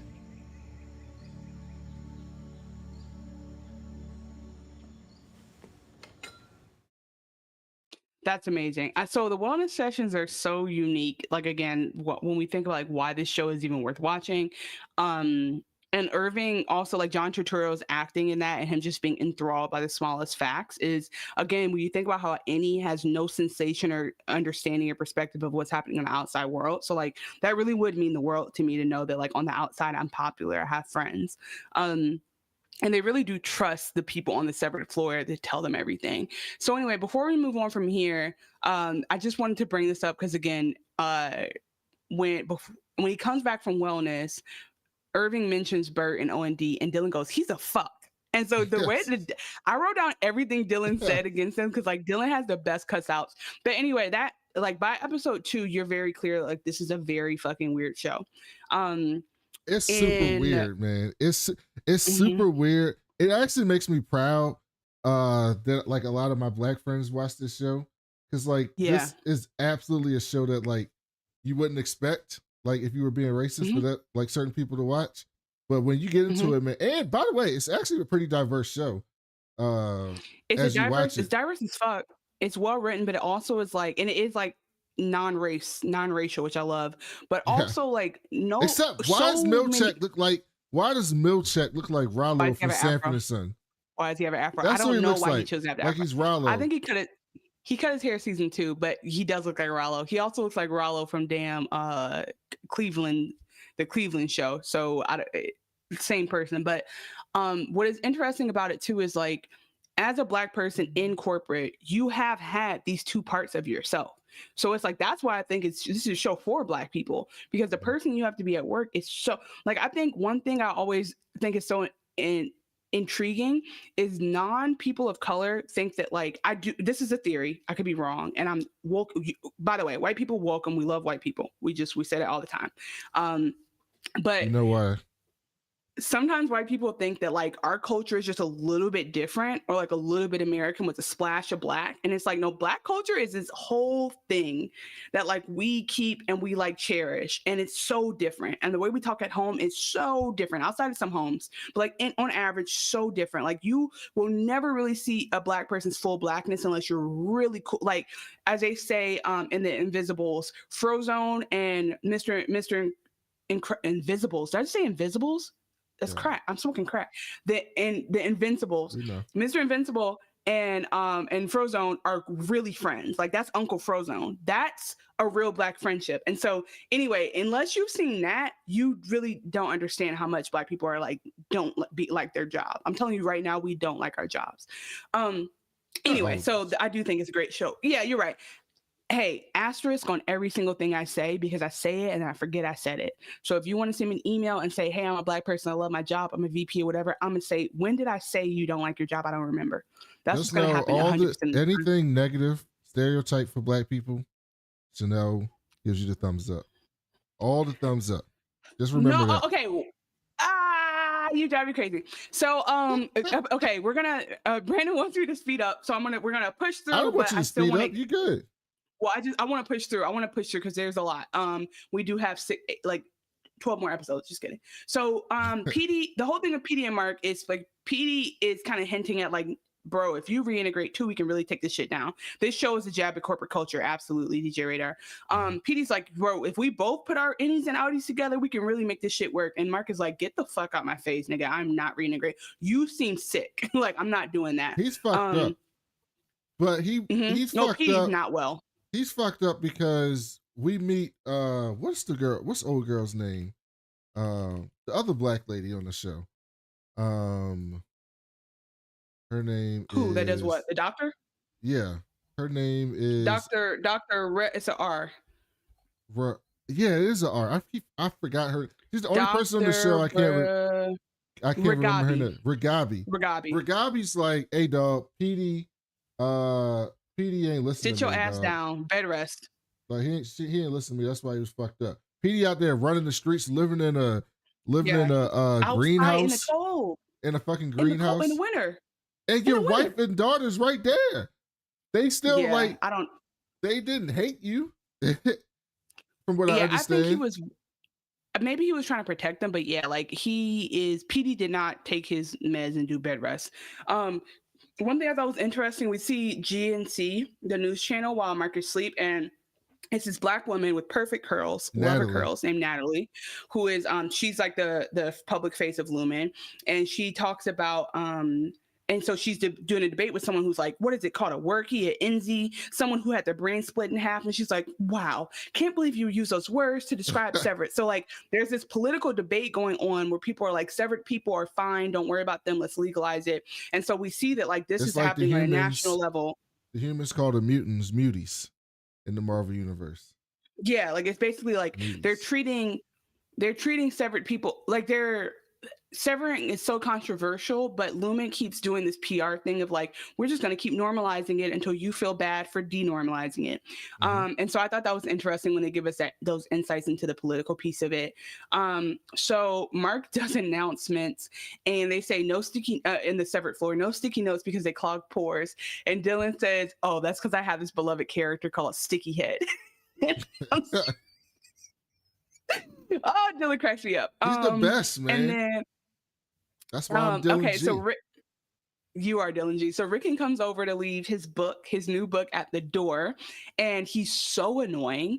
And this is when Selvig decides to break into Mark's house. And thankfully, PD is smart enough to be like tucked in somewhere. He's not just sitting there with his like scratching his balls in the living room, couch. Like he's hiding in the basement because this bitch goes through the basement, goes in the bins. But we realize later she takes something from Jenna's craft box, this candle, and then she uses it later. And because Mark's spoiler wellness alert, session.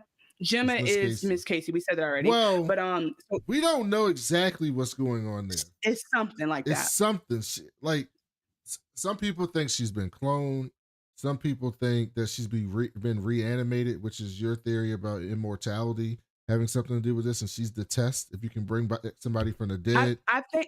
Yeah, I think they've kept her alive. I think they have her body. They've kept her alive. And I think that she says, I've only been alive a total of 107 hours. So like this iteration of her, this iteration of her only wakes up for wellness. And so I don't know what their plan was in the beginning using Mark's dead wife. But well, here's the thing. You said that the biggest violation of the show is what Corbell does with Mark. I find that interesting because I think that here's my tinfoil hat. I think that Corbell is a double agent. And I think that she totally believes she's such a true believer that she thinks that they're doing some fuck shit because she knows that Gemma is Miss Casey, right? She knows that.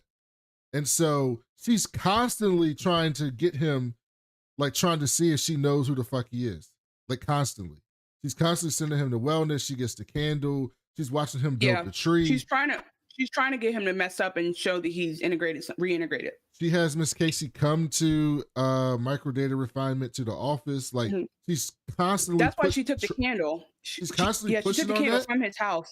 And I think she's trying to use Mark she's trying to use Mark for something, like something because she's got that shrine.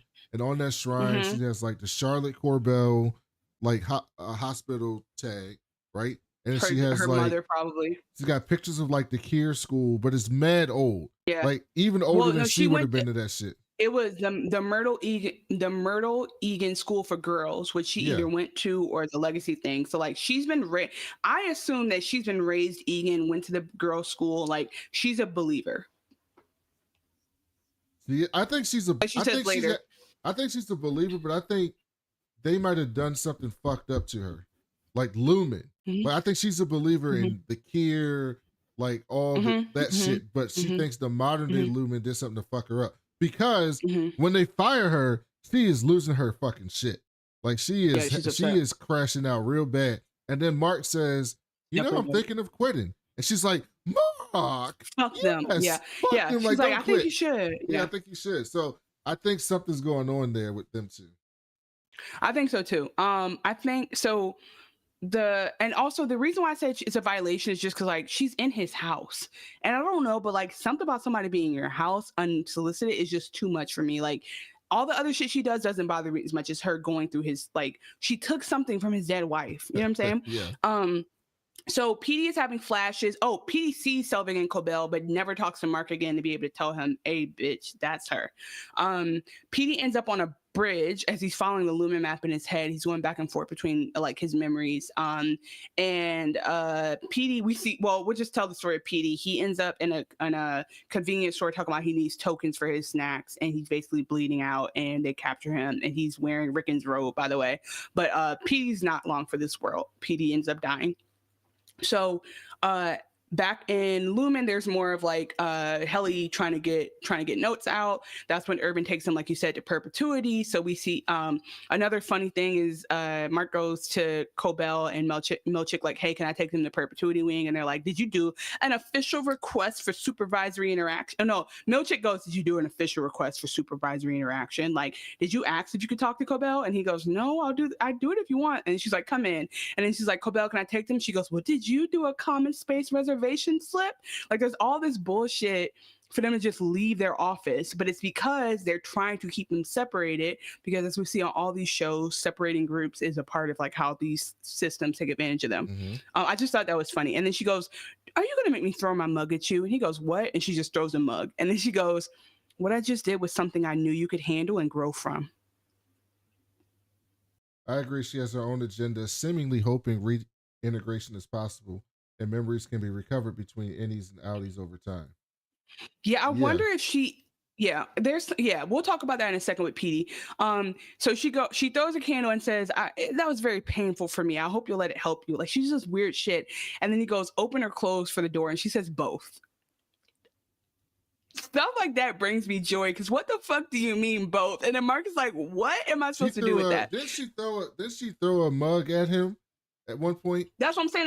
That's just what she said. Are you gonna make me throw my mug at you? And then she throws it and says, you know how she threw that mug? Like that dude threw that shoe at George Bush. That's exactly how it reminded me of. She hurled that mug. Like, that mug was because she goes, are you gonna make me throw it at you? And then just throws it. Like, she didn't really, it was really rhetorical. She was about to throw that mug.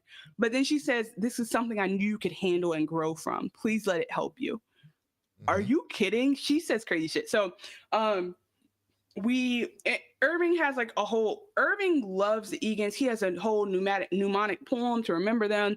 He talks about how like Ambrose Egan was a black sheep, like he really knows him. I did take a picture of the Egan bingo. There's like fun stuff on there. But then while they're there, because they didn't do the reservation slip, they run into OND. And so what we can say about OND in general, we just talk about their conflict right now. So they're the only two groups that we know for sure. I will say that, like, when I tried to take notes when they were in the control room later, the groups I saw were OND, MDR, obviously, something called WN, something called CL, and something called CE. So there's definitely at least 5 departments. Oh, and when they ask later how many departments are there, Mark says 5. Somebody else says like 16. So there's no clarity on how many people are there, but they do start to recognize that there's only 3 people in charge, because they don't see anybody but Grainer, who takes people to the break room, Milchek, and Kobo. So like, they're not really set up down there with the big security force. Like, they really are expected to be sheep and just kind of like go around stuff. There's not like an ongoing security force there. So they, the MDR is told, and it's perpetuated, that back in the day, there was a coup and OND came and killed and ate a bunch of people from MDR. And then OND is told that MDR has pouches that larvae come from, and then the larvae eat them and take them over. So like, they're both told scary things to where they are like discouraged from fraternizing with each other. And there's no real reason for them to think this bullshit, because like, why do they think they're they're just trusting of these people that are taking care of them while they're severed. So that's what's interesting. But long story short is Irving and Bert fall in love, and they have these really cute moments that are worth watching. DJ like, Rated R. That was me telling Chanel that. But no, I think she's unsevered. And the reason why I say that is because if you look at one of the photos I sent you, she's coming down the elevator, but she looks like she's under the non-severed column. The elevator photo I sent you. They got her. Put an exclamation point. They got her in the severed category. Look at what I just sent you. Also, DJ Rated R talking about she heard it from you. You said that shit on the show. Well, I heard that Brandon told me. Look, out of the 2 of us, only one of us gets theories right without reading the book. Okay, anyway, look at the text I sent you. So, okay. Yeah, the OND story is that, so they fall in love, they have these moments. Bert tries to kiss him, Irving says he's not ready. Like, but basically, because they're in love with each other, they keep finding reasons to see each other and check on each other as shit gets crazy throughout the season. So there's basically that. And so at the end, one of the Irving, who's been his company man, the only reason why he changes is because Bert decides to retire later. And so we'll come back to that. But Bert retiring is what makes Irving be like, fuck this place. I don't care about them anymore. Like, let's burn it down. Because otherwise, why else would Irving like break if he was so into Kier and all that? And they have just these really cute moments. We'll talk about them again later. And then OND seems to be like only these people that are doing like putting the art up in the hallways. But there's something else happening. And we find that like they're like 3D printing objects or some shit, and they're they're basically like 3D printing objects that we don't know what they are yet. So did you want to show a clip now? Harmony K. I see that, but did you see what I sent you? Yeah, I saw that. Oh, that was with a C. I mean, well, I think that's, I don't know. Harmony's her first name. I can't believe there's another Harmony, and I think she shows up there because she's deactivated right now. She might be deactivated, but when she comes down the elevator, she's in the non-severed elevator. That's all I know. So I don't lose money if you're right. Okay. Mm-hmm. I did put a parlay on her being. No, just kidding. Okay, so then we find out that Cobell and Valerie got beef. Valerie's the only one who talks directly to the board. So Valerie, who we saw in the news, is now coming in and basically be like, the board wants to know what the fuck's up with Petey. And basically, this is my part of my theory about Cobell. Cobell is like, Petey reintegrated. And they're like, that's not fucking possible. Stop saying that. And she's like, but I'm trying to prove it to you. And Valerie's like, bitch, I don't know why they have like this conflict, but they don't like each other. And so, Natalie. There's a very satisfying scene. Natalie. Sorry, I don't know why I put that. There's a very satisfying scene where Natalie's like just waiting, just has a board in her ear, and she's just letting Harmony like Cobell. Not satisfying. This is fucked up. The board is just like talking to her, but you can't hear him. I'd be so You know how angry and frustrating that would be. Hold on. I agree, but that's why it's satisfying. Hold on. They say you done fucked up. That's basically what happened. I'm gonna do that too. And then when she's talking, they'll be like, the board has concluded the call. Thank you. And then she'll leave. It's like somebody is big jokering the Joker. Like, you thought that Cobell was the top of the food chain, but then she's getting punked out. And then it also makes me wonder, what are the consequences for Cobell if things don't go well besides being fired? Like, she is invested in this shit. That's why I think she's a zealot who believes in what they're doing, right or wrong. I think she doesn't care if what they're doing is wrong, because she feels like at some point she yells at Mark and says, "We're here to serve Kier, you child." Like, she's so into it, and like you said, she has an altar and she's kind of crazy. She sings that song, that weird ass song. Yeah. After they got caught, so they told them not to leave the fucking place. They leave anyway to go back to O&D. Yeah. And then she they're comes starting back to get rowdy. And she sings that fucking weird ass song to them. And I'm like, yo, this is some weird shit right here. It was almost like a hymn. Yeah. It was definitely a hymn. So yeah, Irving starts to be concerned about Bert, and that's what pushes things through. Dylan says macrodats are clever and true, while O&D is cruelty centered. And that's when we learn about the violent coup. Basically, like, Dylan the whole time was like, don't trust him, don't trust him, don't trust him. They start to bond through the fact that they're trying to get Helly to get into things. And so they do start saying fuck the work to be like, how do we help Helly? Because every time them niggas look up, Helly is on the run. So then we have this scene that's really impactful where Helly tries to, okay, actually I'm gonna do it after break room. So we learn that like Woe, Frolic, Dread, Malice. We know, Levi. We know. We just finishing up the preview. I know, yeah. Yep. Sorry, we're holding you up, but we're doing this together so you can be ready. So I'm gonna get into my theory. They say they get to the perpetuity and it says, a remembered man does not decay. That's one of the James Egan quotes. Then it says, come now, children of my industry and no children of my blood. History lives in us, whether we learn it or not. I think Lumen is putting something in the water I think Lumen is distributing Egan DNA in the water. Really? For what purpose? Because something sick, I don't know, but it's like he talks about children and taking care of the world and basically wants to be the father of everyone. He talks about living on forever. And then Lumen like has the Lumen symbol is a water drop and there's a big water well. I think that something they're doing is about putting the water supply and like making everyone be Egan technically by like eating and drinking. Like, I really think it's like okay. blood of the lamb type shit. That's what I think. So then there's like the room where you just see mouths and teeth, and Irving says, this is all people we've helped. Helly says, Jesus, and Irv goes, no, Kier. Don't feel rushed, Chanel. This makes the episode more fascinating to watch. Thank you, Dr. Deb. I mean, yeah, it'll be streaming. It's not coming live on Channel 4, so we can wait. Helly disappears again. And that's when she goes to the break room herself, and we see the break room. And that's when, while she's doing that, Mark changes out the staff photo and finds Petey's map, which is a part of why the innies start to get suspicious of shit. And then Helly goes to the break room. At the first day, she goes through the compunction statement 259 times. And while she's doing it, she hears a muttering voice. But Dylan says that he hears a crying baby. And now that we know more about Woe, this is the brain blast in real time. the voice behind you in the break room must be part of the reason why you're severing, because crying babe, oh, you already knew that. Don't give me like a malevolent head nod like I hate you. You already figured that out. Yeah. I figured it out when I was watching it the first time. Okay. But the only reason why I figured that out was because why would each person have something different? If each person has something different, that means it's specific to them. And their innies don't have no real personality. I mean, they do, but they don't. So they have to be taking something from their outies. And then they're discouraged from talking about the break room for reasons like that. Because honestly, the more they talk about things, the more.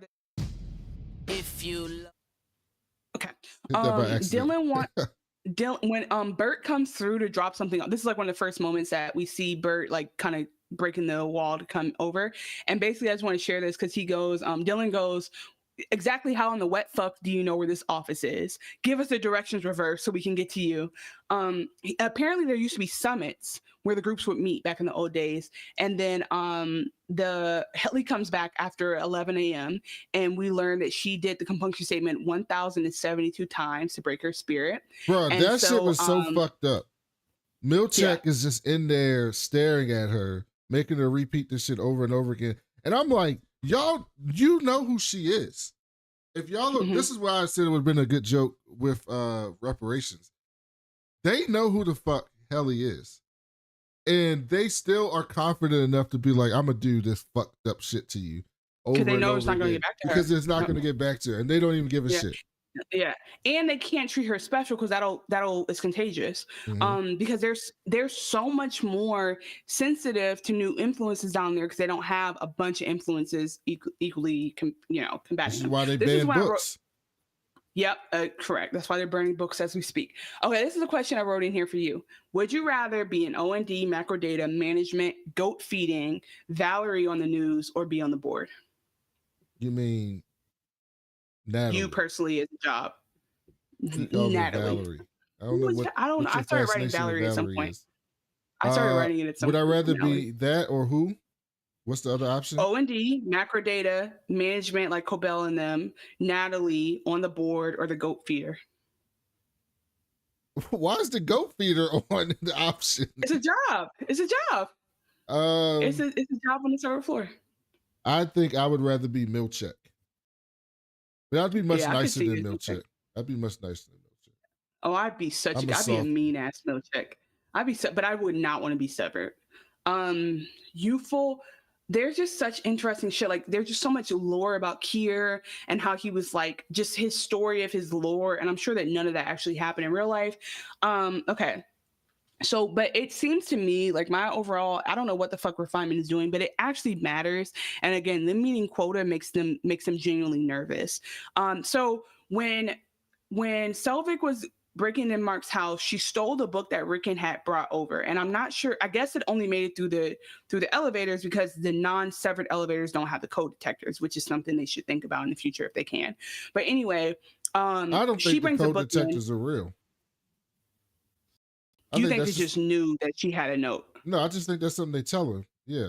Well, how did they catch her when she but it went red when she. But you're right. I'm saying like it went red when she first went in. But you're probably right. Maybe you're right. She's like, I just don't. But code detectors seem so odd that they have those things. Mark says to her at one point, they got code detectors that can read through your clothes too. So don't think you can get away with that, and they can read inside of you. It sounds like something a kid would say. Yeah. Like you tell a kid that, and they believe that shit because you can tell kids anything because kids are stupid, and then they'll do that. But I think that because they stagger them, they all leave at the same time. They just can. It's very like as you can see, if you can break the routine, which Helly does at one point. If you can break the routine, you might catch them on an off moment. But like that's it. Like there's no other way to get around it. But so you're probably right. You're probably right. They were just watching her. So Milchek is reading Rickon's book, laughing at it because he's integrated. He knows what's happening in the world. But then this is when Helly. Yeah, there's an emergency, so he leaves the book in the room, and Mark has told them about or Helly's found the map, and so she's calling Mark a bootlicker because he keeps like acting so into Lumen. And she's like, let's talk about the map. Let's get out of here. They find the book. Irving tells everyone. Petey made the map, right, the map because Petey came back to work after he was reintegrated. And so he started mapping and started stuff copying out. the map.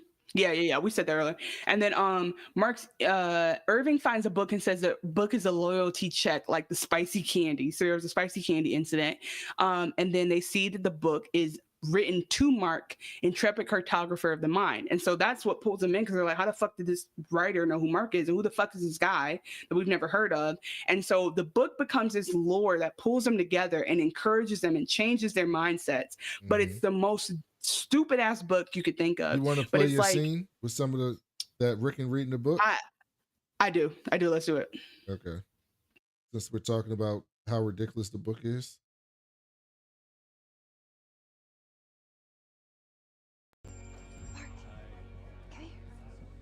This is also one of the funniest characters in the show, and she only has like 4 lines. But yeah, Rebecca's ridiculous. Her name is Rebecca. Rebecca, yeah. Not Rebecca. She will correct you.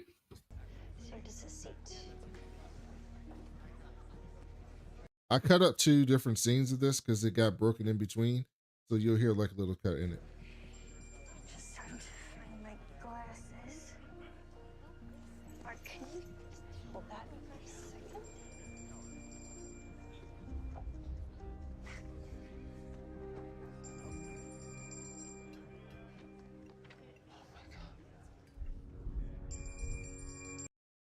You hear this bell, right? It's a fucking app. He keeps pressing the button. Oh yeah, he can't turn it off. Sorry, you can't unring the bell. Ringing app, apparently. Okay. Thank you all for being here. Before we start, there is one person that I would like to thank first and foremost.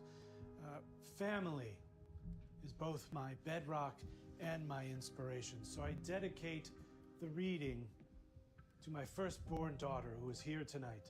Eleanor, I love you. Literally, like Devin's not right there. Like dedicates it to a baby is crazy. There's no way that he would name his daughter Eleanor. I refuse to believe. But not mentioning his wife is why he's so fucking. Well, annoying. maybe Devin. Maybe he had a stupid name, and Devin's like, "We're not naming our daughter. Like, we're not doing it. Like, I got to put my foot down somewhere." Yeah, he wins some, she wins others. My brother-in-law. And with that, I begin. This is when Mark's Annie is out, by the way, and yeah, he's basically meeting his hero, and he finds out his hero's his brother-in-law.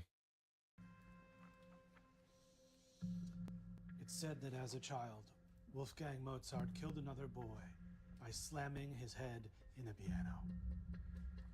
Don't worry. My research for this book has proven the claim untrue. First of all, who the fuck said that in the first place? You said it first, and then you disproved it. Your heart rate settles, though. Consider the power an author. Can I look at her book too? Me. I can crane. Can hold over a reader heretofore called you. But what indeed is you? Good luck tonight. It's great to meet you, Helena. How can you mean different things to millions of readers around a vast earth? And perhaps, most importantly, who are you? All creatures, from the leaping cat to the cowering shrew, think of themselves as you, a logical center for the universe. Yet the cat eats the shrew, and we, like Schrodinger, live on to wonder what it means. End of chapter. Just no, wait. so Wait, can you let Rebecca speak? Let Rebecca speak. Let's all take a 7-minute reflection break and then come back. Rolf, prepare the neti pot. It was transformative. I'm gonna have to change my name again. What a wordsmith. Seem to have a little something in its... You gotta change your name again. She's such a hipster. She's like, oh, I got inspired. I have to change my whole identity based on this great book. But like, yeah, it's the fact that people are like actually losing their mind over it. And it almost, at some point, you're like, damn, am I missing out that this is so good? But like you said, Mark, this book group is Flat Earth Cultures. Honestly, they are flat earthers. They're definitely flat earthers. That's the kind of energy they so give. the black guy in the group, right? So later on in this part of the episode, right? This is when Mark tells his sister everything that's going on, and they realize that Cobell is Selvig, and she starts freaking out, like, "Oh, I gave her my baby. Where's my baby? They can't find her baby, right?" The black guy finds the baby in the room, and he goes, "I found her. I found. Remember, it was me. I found her. Remember, it was me." He literally says that. I was like, "What is going on here? Why are you acting like that?" Like, this was mad weird. Like, that whole group get down was mad weird. I mean, they definitely do the whole like almost like NPR-ish thing of like, or what I imagine NPR-ish thing where like they say something to each other and look around for approval, like, yes, great point. Like they are just they're really a bunch of delusional bitches telling each other exactly, but they have college degrees. Like, I don't know, but they're definitely flat earthers. I don't know if Rebecca got a college degree. Oh, you're right. No, they're giving niche ass masters in like Russian literature of the 1700s. People. Anyway, we all know these people, even if you don't have them as friends. You know this group. But you're right. You just told the whole story of the group. That's great. Rebecca goes, oh, we can share a book, but I have sores on the back of my neck for my bird. What? Like, why is she saying that? And then the funny thing about that scene, like you said, we'll talk about the protocol a little bit more later, but basically Selvig to him, or Cobell to him, is over his shoulder. And he's like, what? Because imagine if the woman who scares the shit out of you, you realize she is in your house. Like, you don't know how she's here or why she's here. And she's also over your shoulder. Like, he honestly did a good job. Even acting different, he still acted very well in the scene. So basically, thank you for that clip. So it shows that this dumbass book is like the only outside literature they have, and they all Dylan and Mark are both sneaking and reading it and getting inspired by it, and that also helps them get to a point of wanting to rebel by the end. So just to wrap up the story of Petey, so Petey has died, and Mark sees about it, and Mark goes to the funeral, and Cobell goes to the funeral. Station. He dies at a gas station. And Mark sees it, and he's just like, all right, I gotta let this go because there's no saving him. So at the funeral, that's when the ex-wife is like, how do you know him? And she's like, oh shit, you live at his job. And they're all like, and she goes, you don't actually know him then. Yeah, and he can't reveal that he did because it would put him and all of them in danger. But it's also interesting because it's like most of the people around the severed people are irritated as fuck that they're severed, because it just takes away, like, you're living half of your life away from your family basically just to deal with your own pain. And so, as you said, June is irritated. What happens? This is the most curious. I mean, you brought that up. I don't mean to get sidetracked, but this is why the Dylan thing is so curious to me, because Dylan has a kid. So like, I don't know if he has a wife or a girlfriend or a spouse. I think I saw women's clothing in the closet when he was sitting in the closet when I watched it on rewatch, but I'm not entirely sure. But like, what happens if his kid fucks somebody up at school? Like, how do they get in contact with Dylan G?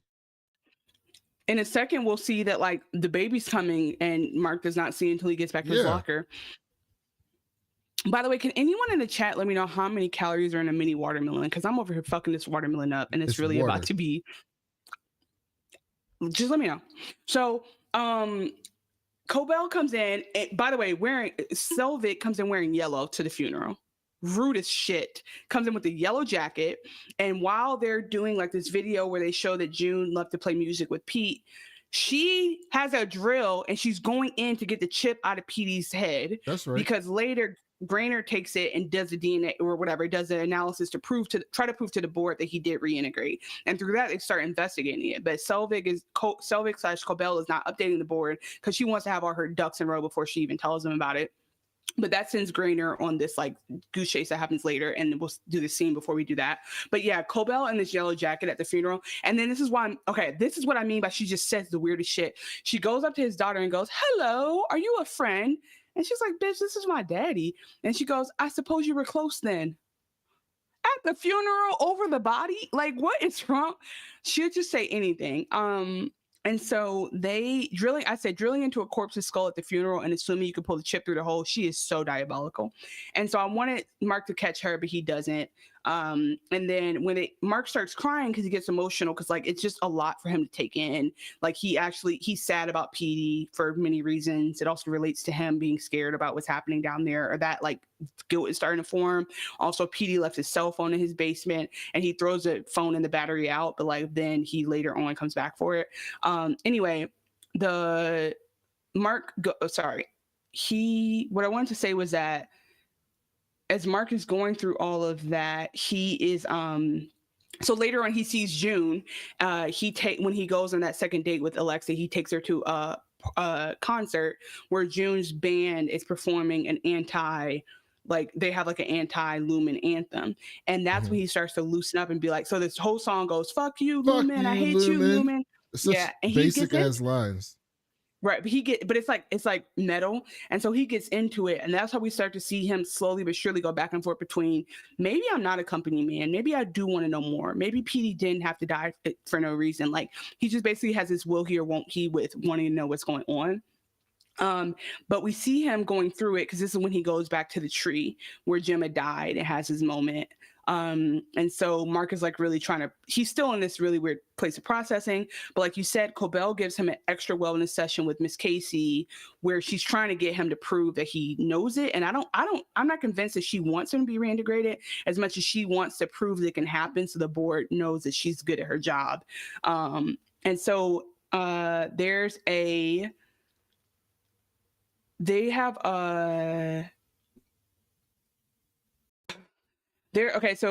when the fact that Irving falls asleep all the time, this is a side note, and sees the black goo, we find out is the black paint. But I think it's also because he stays up all night tormented drawing that painting. And so he's embarrassed. In the end, he goes like, this is character flaw that I keep sleeping. And Bert goes, no, you're probably a party guy or a disco king. And it's like the fact that they have it's so sad that they always are like, what if I am like the life of the party and I'm up all night partying? And in reality, he's just like tortured doing painting. I always think that's so or what you do sad. Muscle shows. Exactly. Like Dylan thinks he's a bodybuilder getting paid per bicep. So this is the scene where at the end of this episode, Helly attempts self-harm. She tries to hang herself in the elevator and actually would have gotten away with it and died and killed her in or outie if Mark hadn't saved her.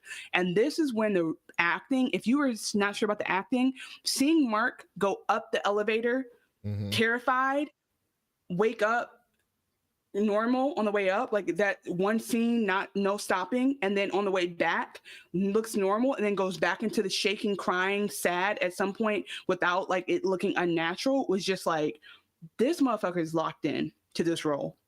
That was one of the things that really I think did something for me. And I guess we could just talk quickly. Basically in that wellness session he does, I was scared because Miss Casey goes, why don't you basically go ahead.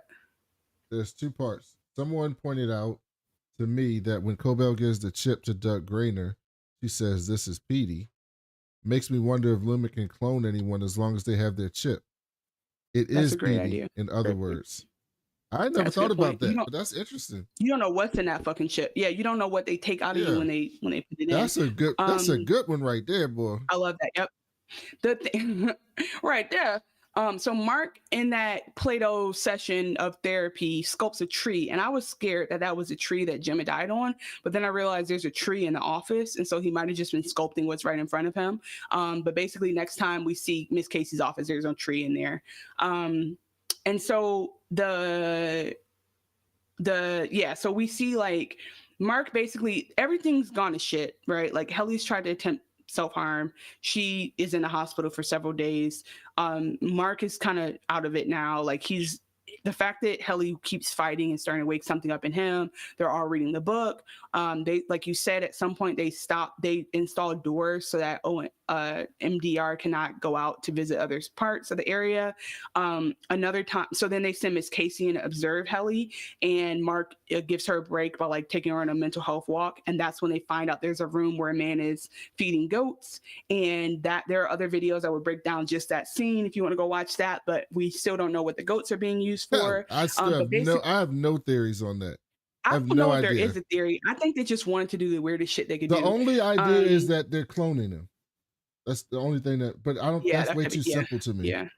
Or it could just be like as Helly says later, it could be the eggs for the eggs parties plates. Or they're testing using whatever. Maybe they're, like you said, they're putting stuff in the water. Maybe they're testing it on goats. I don't know. I have no earthly idea what the hell the goats are.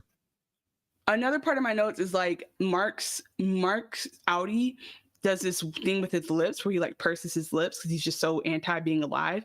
And I love seeing his face go back to that. Like, okay, excuse me. Grainer definitely confirms they've reintegrated, and so he needs to. We'll talk about the baby in a second. So Grainer is like, all right, I need to go figure this out. So we can cue up the scene between Grainer and Selvig. But basically, Grainer and Selvig know about this lady named Dr. Baaabe, who used to. We find out in the scene that Baaabe. I'll just tell what happens. Actually, no, just play it, and then I'll finish the Baaabe story.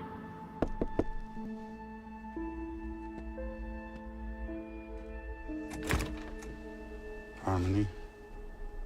Did you find her? I got a tip from a campus cop against college. What the fuck are you wearing? I was doing some private research.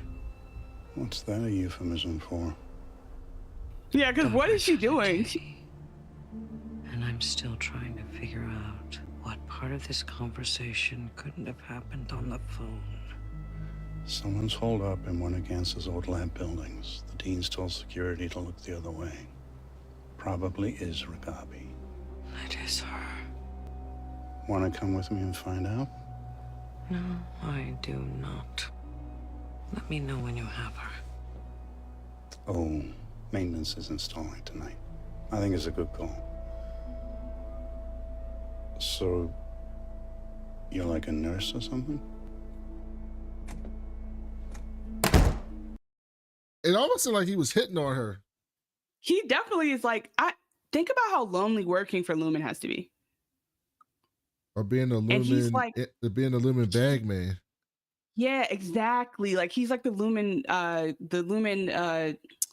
my God, boogeyman. And so it's like, who can he get close to her? He can't go home and be like, oh, honey, today I made somebody say the compunction statement 2,000 times until their knuckles bled. Like he can't do that. So I do think that like, and then also for you to have like, for you to know this VP at work and then you go to their house and they're wearing a nurse's outfit, you would generally be like, what the fuck do you do from 5 to 9? Like, what is it? Like full on like scrubs. So anyway, one thing so Grainer goes to, they're trying to piece together. We find that Dr. Baaabe is the one who used to inject the fucking, install the chips in people. Install the chips. And so then therefore she's also the only one who claims to know how to take them out. So she reintegrated PD, and like we said, PD didn't listen. Grainer is following her, but then sees Mark. Mark doesn't know Grainer, so he's able to approach him like, hey, what's up, buddy? I'm from work. And Mark is just like, what? Because Mark knows he's like caught doing something he probably doesn't need to be doing. And that gives Baaabe the chance she needs to sneak up behind Grainer and kill him. Could not be more happy when that happens. I love that Baaabe got away. I love that like she lives on to kind of keep doing the work she's doing. We don't see her again, but she's basically like, Mark, when the time comes, I'm gonna find your ass. We're gonna finish what we started. So Baaabe is like basically anti-Lumen, ready to like end Severance, and she thinks there's something wrong with it. And PD is the first person who they successfully took the chip out, or didn't take the chip out, but like reintegrated with the chip still in his head. Mm-hmm. So that's that. And so Grainer doesn't come back, but Mark's Audi ends up with Grainer's black security card, which means he can get to any room, which is hopeful because now they're locked in there. Yeah, exactly. He can go anywhere, all access, which is helpful because all of a sudden they're locked into their area and he didn't see that coming. So his innie, it's like so opportune. His innie is going through the struggle he's going through because normally he might like report it, right? But his innie is like, oh shit, I need this today because we're about to do recon. So it's perfectly timed. And then real quick, let's talk about the baby. So Devin has her baby in a birthing cabin, and it's funny because Mark gets a call after work. He goes to go pick it up, and that's some rich ass Rick shit right there, boy. But Rickon goes, we're in the more affordably sized cabins. And there's the lady with the huge ass cabin that Devin meets while she's looking for coffee. And we find that she's the wife of a senator. And we see that she is one of the few people living in the world that is severed. She severs during the day, so she don't have to deal with her kids. What do you think about that? I think she does it because she doesn't really want kids, but she has to live this life as a senator's wife. And what I think about it is it really is a moral quandary of like, should you be able to disassociate from the parts of life you don't want to deal with? I'm fascinated by that one. When I saw that, I was completely because you don't have to deal with postpartum, right? Like none of that stuff you have to, like in this scenario, you have to deal with. You still get to be a mother to your child. Like, it's not like, because we see her when she's in her normal state. Well, I don't know if she hates the kids. She was out there playing with the kids. She says it later at the gala. She was severed. She severed during the day. Oh, is that? No. That's not it. Because, no, that's not it. Because that's not true. Because she didn't remember Devin when she was during the day. Right, because she's not severed at night. Oh, is that what you're saying?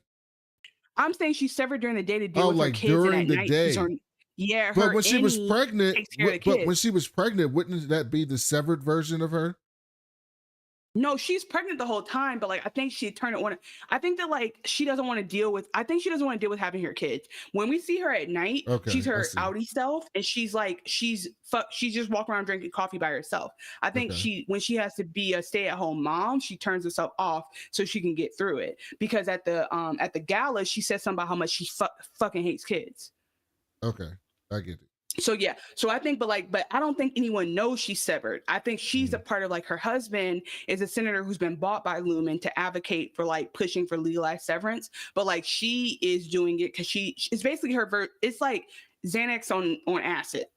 Right, like her ability to just turn off as a mother. And so Devin notices it because she meets her at night and she says her baby's name is William, and we find out her baby's name is completely different. So even her severed version, and that's confusing because what is her severed version going to call the baby two names? Like that's the part I don't get. That severed version is not showing up no more.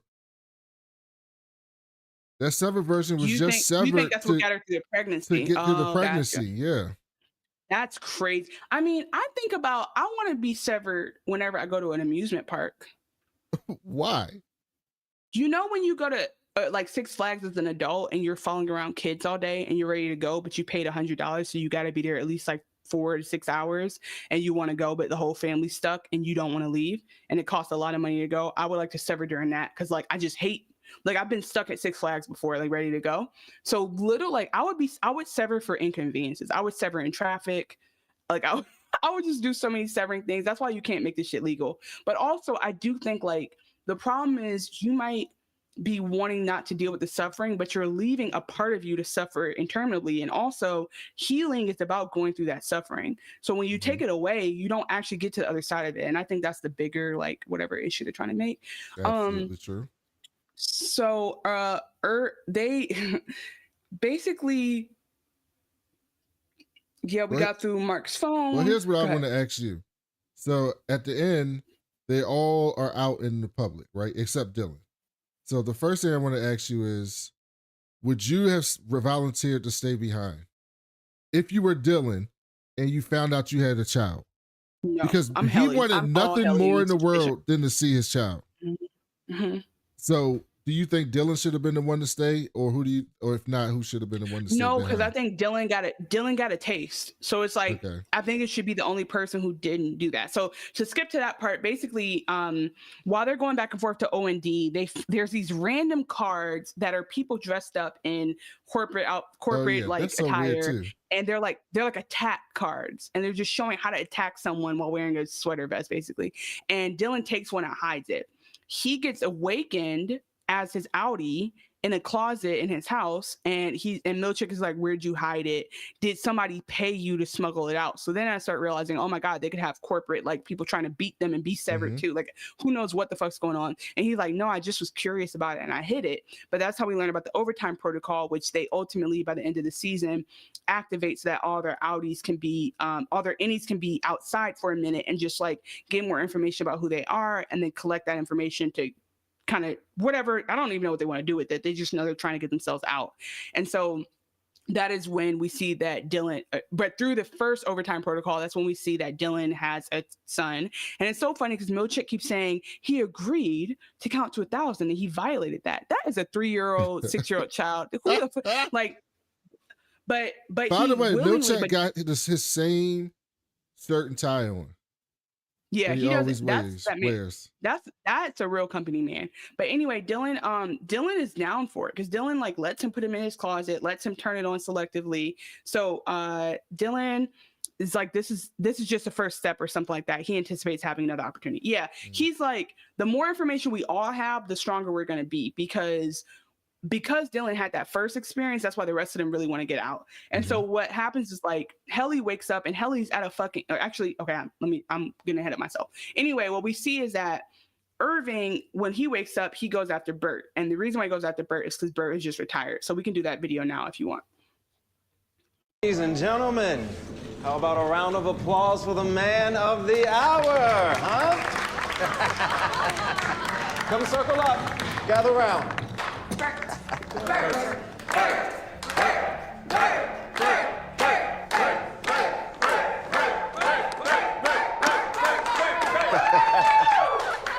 Greetings, designers, and one refiner. We'll have to get those doors looked at. In the meantime, Bert G, this is for you.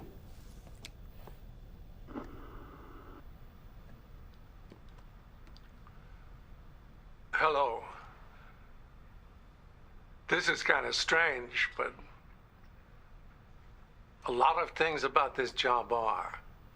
You all know that better than me, I'm guessing. And of course, I don't really know any of you, but the man standing there with you now does.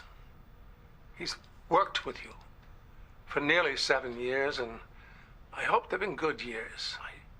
I don't know what they've been like or what exactly I or he has been doing with you, but I do know how I feel every day when I come from being with you.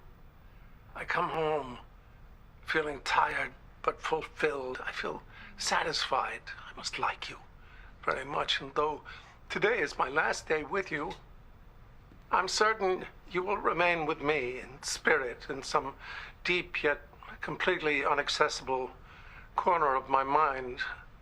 The impression you've left on me is indelible, though I'm unaware of it on a conscious level, and I will never forget any of you. Even though sitting here right now, I have no recollection of actually ever meeting you, no idea of your names, any of your physical characteristics, or even how many of you there are. Anyway, I just want to say thank you all. And Bert, I see you. Congratulations. Good job, buddy. Bon voyage.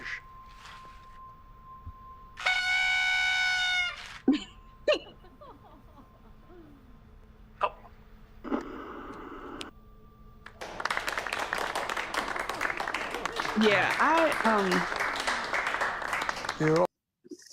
so then Irving gets upset that he's retiring because of whatever. Part. But before we move on, this is okay. One thing, like the metaphor of how you low key, like you'll never be as close to your work friends for the most part until they convert to outside friends. Like there's this interesting thing where he's like, me at work fucks with y'all, but I don't know you guys. Like, and I'll never know you guys, and I won't remember you either. And it is interesting how you can work with someone and share so much with them, and then you change jobs and you're like, oh, I don't talk to them anymore. Like that, those like metaphors really get to me. But Irving is upset because again, like even though his innie is like successfully transitioning out and won't be coming back, like as far as Irving knows, Bert is dying. We're just gonna stand here and let him die. Irving, what? Are we being punished for defying the guidance of the founder? Bert's Audi is retiring. It'll happen to you too someday. You smug motherfucker.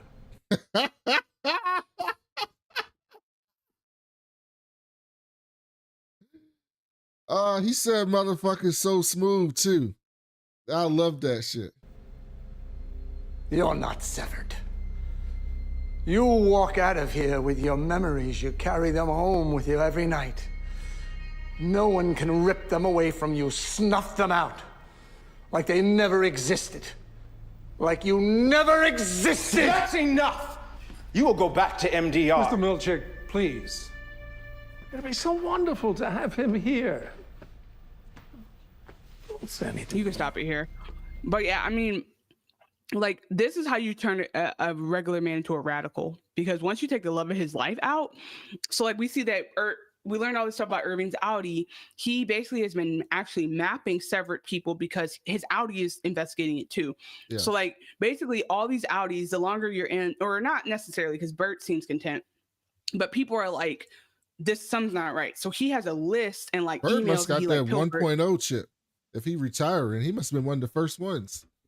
Yeah, Bert's like, I'm good with this. And so Irving goes to find Bert basically, and that's when we see that like he does drive, but he like he doesn't remember all the mechanics of it, and he finds Bert's house. That's why I was like, something's not right. The most unrealistic part for me was that he learns how to read a map that quick.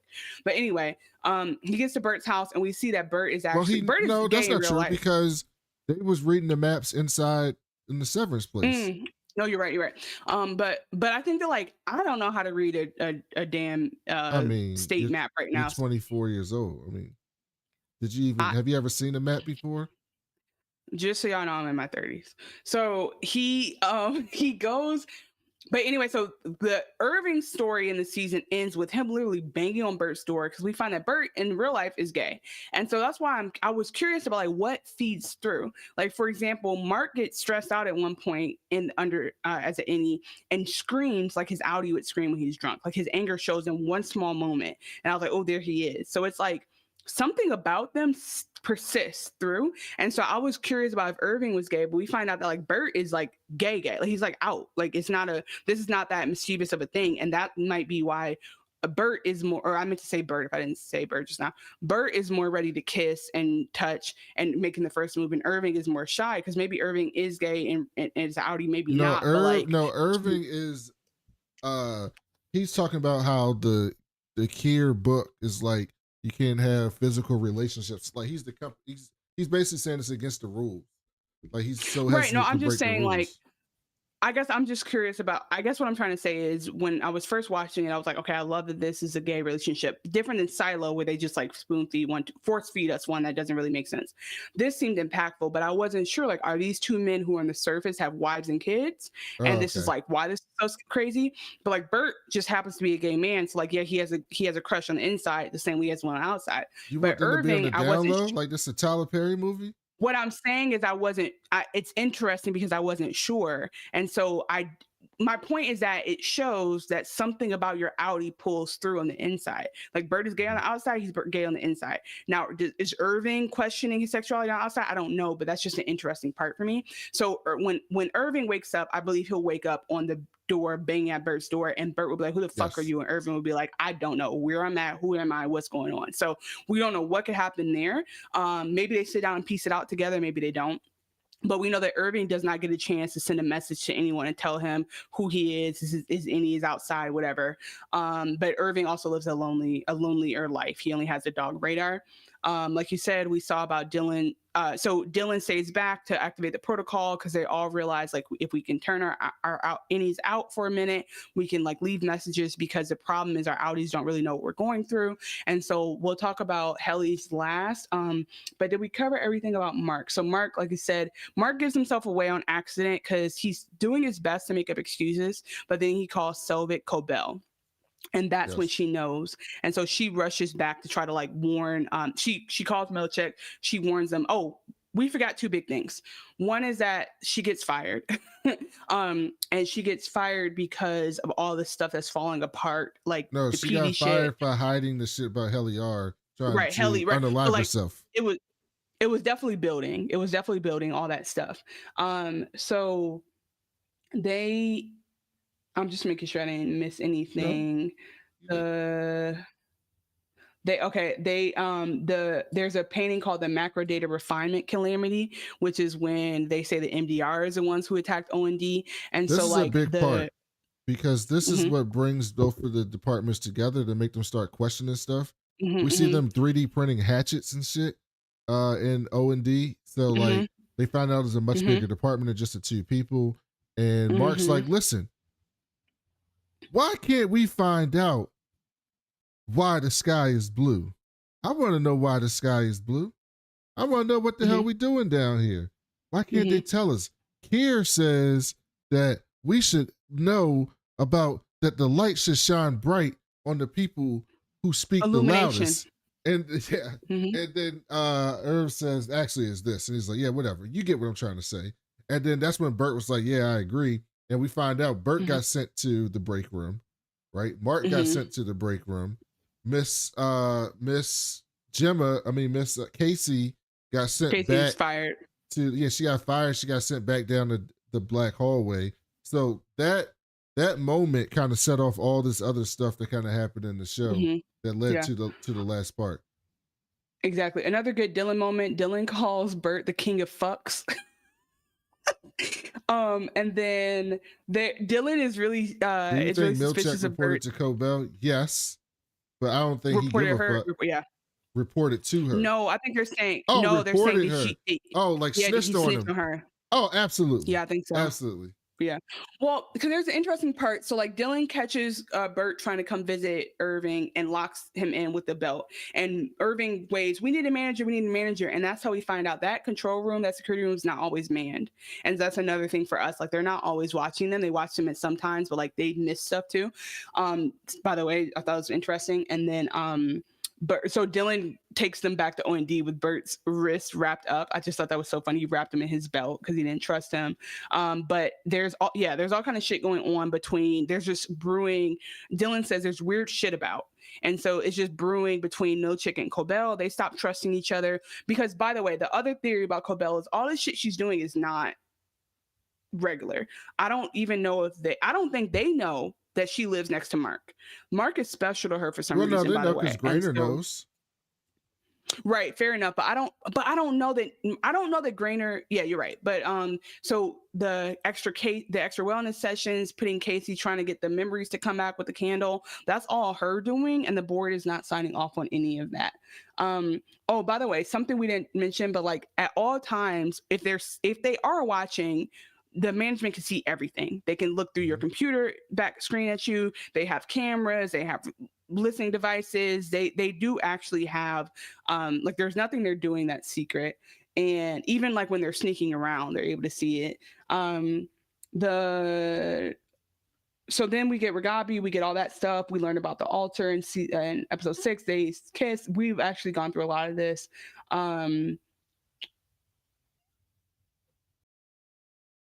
Yep, we learned about the mayor in episode 6, and that's when so Selvig gets recommended to Devin and Rickon as their nurse because Devin's having issues with latching.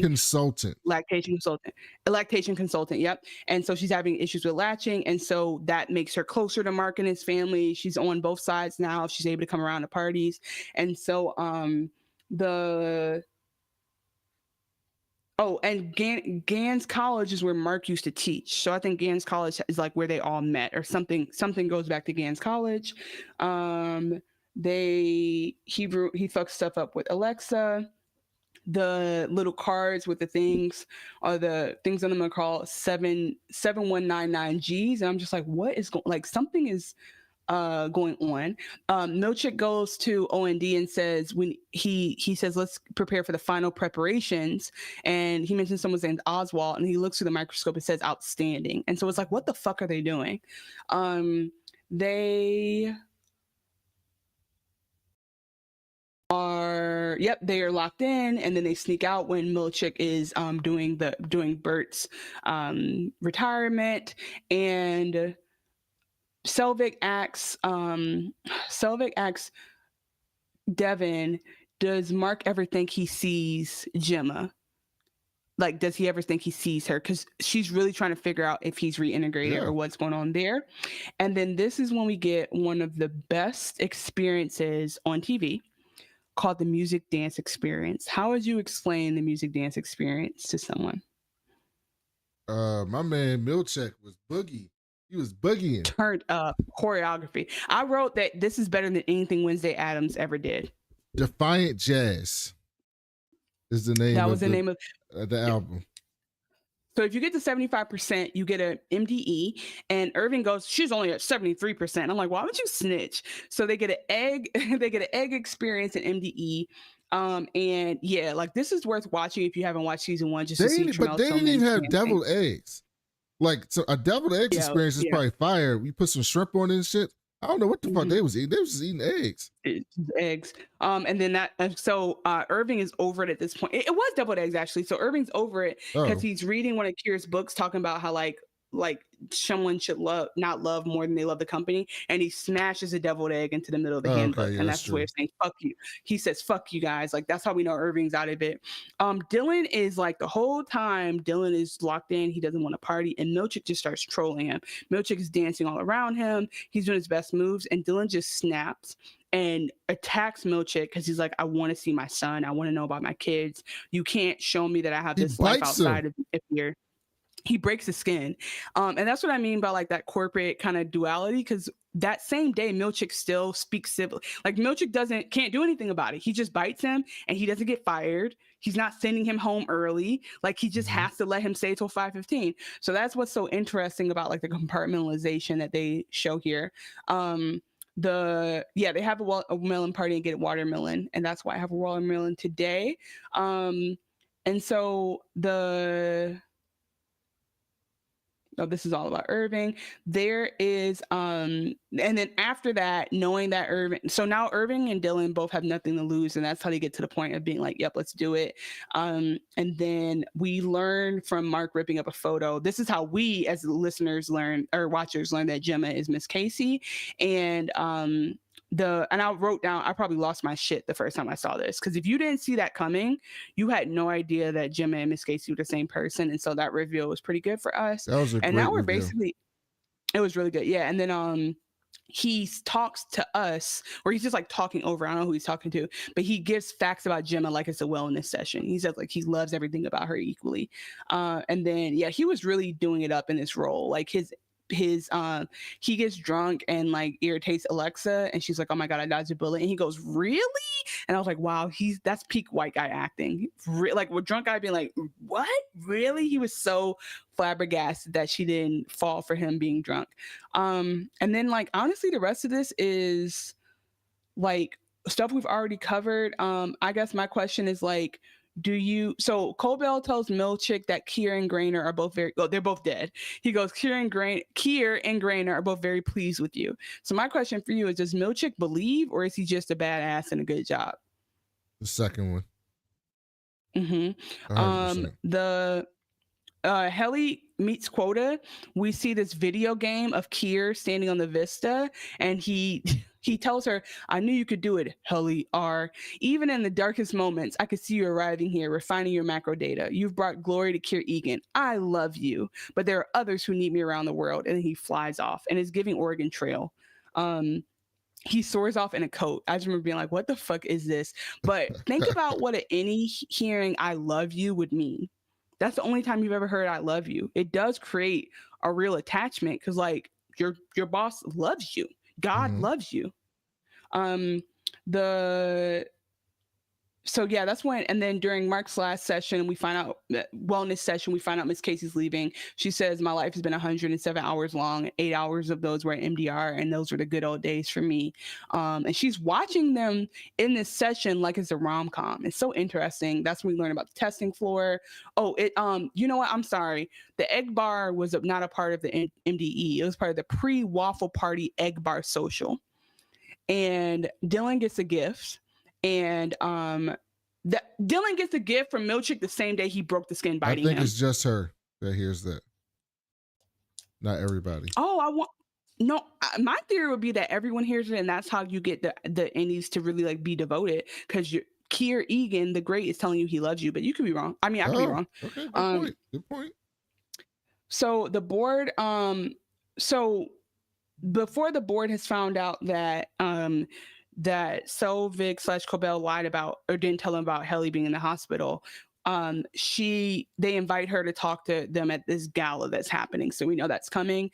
And then this is all of this. Mark has a moment where he says, I wonder if we're all assholes out there. So they're starting to really come to terms with like, this world might not be what we think. And so Cobell gets fired. And it's so crazy because Milchick, after all we've seen them go through, goes, on you go then, and just kicks her ass out. And like you said, she crashes out on the way home. I did also wonder why all them cars were old as shit. I'm like, you're doing all this for Lumen and they can't put you in a Benz. That's crazy. They're getting ready to open themselves up. And also like the theory for me is like, look at how mean Cobell is, how mean Milchick is. It really is another metaphor of how like culture trickles down in the company, because the board clearly is a bunch of assholes for her to be this way and for her to be like shit rolling downhill. They use Rickon's book as a war rallying cry, and it just makes me laugh so much. Dylan says page 197 slaps, and that's how they find out they've been reading it. The Waffle Party is weird as fuck. It is for one person. So Dylan goes to the Kier garden in the perpetuity wing, and he gets a waffle with milk in a wine glass, and at the bottom of the plate it says go to the founder's bed. He wears a mask of an Egan mask, and there's a cat of nine tails whip with all the virtues on it. And then he starts to have a sexy dance from dancers in Kier, Imogen, and other Egan masks. It's one of the weirdest things I've ever seen on TV. I don't know how to explain the Waffle Party. It was so, I don't know what the fuck that shit was. I have no earthly idea. And Dylan, I don't know if Dylan was into it or not. But here's the thing: he talks about how he loves the perks. The Waffle Party, so that Waffle but he's party had a Waffle Party before. Yeah, that's what I'm saying. I think I think like the Waffle Party is his strip club. That was, I don't know what that was. Because Dylan's never seen a naked woman. But they must fuck at the end. Because remember when he was done, he was supposed to go into the bed. You're right. He's supposed to go into the bedroom, but he didn't do it. Yeah, can you imagine that nasty ass? Okay. Also, this is a personal note. I hate masks so much. Like after they're done dancing, the people in the mask turn slowly, and I was like, I cannot fuck with people in masks. That is one of the scariest things for me. Also, they're creepy as fuck. So this is when, like you said, now we're caught up to the innies. Figure out a way to they activate the protocol. Dylan stays behind. He's like stretching himself. Milchick eventually does try to come get him, and that's how it ends. But in the meantime, we've talked about how Irving wakes up, discovers that he's a Navy vet. He's doing the drawings. He goes to try to find Bert. Mark is in the Rickon's reading party, and he has a nice moment where he tells Rickon the book changed his life, and Rickon thinks he's fucking with him, but like he gives Rickon the validation that he needs to help their relationship, because normal Mark would have been like, oh, fuck off. But any Mark is like, I cannot believe my hero is my brother-in-law. He does tell Devin everything she needs to know, and they do know that Selvig is Cobell. And then there's this moment at the very end of the season where he finally sees a wedding photo, and that's when he sees that Gemma and Miss Casey are the same person, and we hear him yell to Gemma. Yeah. And so when this first came out, the first time you see it, that tension of wanting Mark to say something before he goes back is like so thick. It drives you crazy. So to end on Helly's part, as we talked about, Helly's at a gala, and we find out that Oh, and also Mark tells Selvig that he's thinking about quitting, but then when he calls her Cobell, she tells Milchick to turn it off, and she rushes back to try to like stop them and turn them back. So I don't think she really wants them to reintegrate. I think she just wants to prove that they can. But it is seeing any Mark at that party, his voice and his mannerisms are all very different. It is actually very noticeable. But Helly is at this thing where the whole gala is about the fact that an Egan severed. And Helly's telling her story and talking about how great it is to be severed is what's going to push them to get like Congress to say it's okay, because one of them did it themselves. So it can't be that bad because the Egans themselves severed, which is such a crazy, like for Helly to have been the badass the whole time, for her to be the one to be like the main bitch in charge is crazy. Okay. So yeah. So wait, at the very end, her on stage. So Helly on stage goes, she goes up and she says, hello, my name is Helly R. I'm an innie. And they laugh. She goes, no, I'm serious. They torture us down there. We're prisoners. And then at that moment, she's deactivated.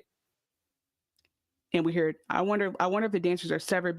I did wonder about that. Are the dancers severed? I did also wonder, like, do they know that they're doing it? That's why severing is dark anyway.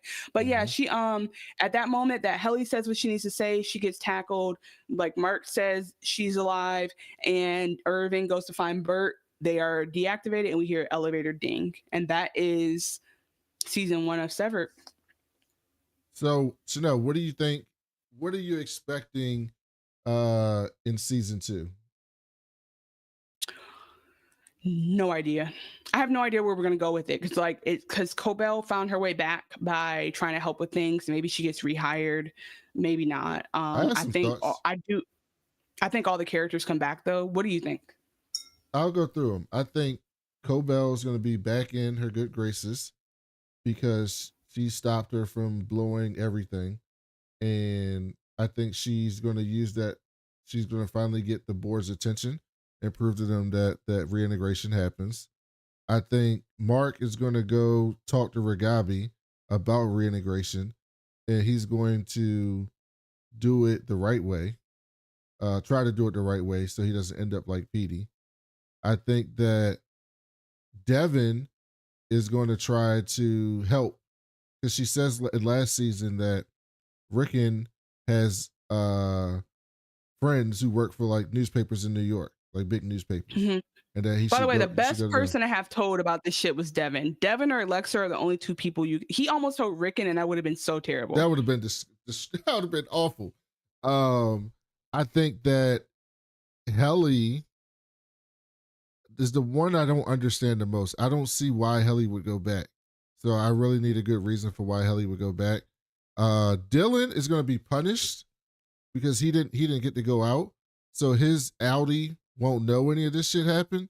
So I think he's the most likely just to come back like it's nothing, because his Audi won't know anything about this. Whereas everyone else's Audi is likely to be told about it, or at some extent. Right? Yeah. But by the way, they can't put them all in the break room. So how do they deal with all 4 of them being on some bullshit? And I think Mark's going to be in there investigating how to get his wife back. But I don't think that's going to end up that way, because if you remember, him and Helly R had a little kiss. So I think that something. Yeah, they have something. I think it's going to be interesting for Mark's innie who has feelings for Helly R, trying to do the bidding for Mark's Audi, trying to find his Gemma. And that's going to cause some conflict. So those are my thoughts about season 2. But can you imagine Mark going through all this and then being like, "Oh damn, I got to choose"? Because I don't think Gemma is alive anymore. I do think that the Miss Casey thing needs to be So I don't think it's going to be like that kind of conflict. But it's funny when they go outside, they joke about like, what if we're married to each other? And actually, that would be crazy if they all like did know each other on the outside, because they do all this work to separate them, and you wonder why.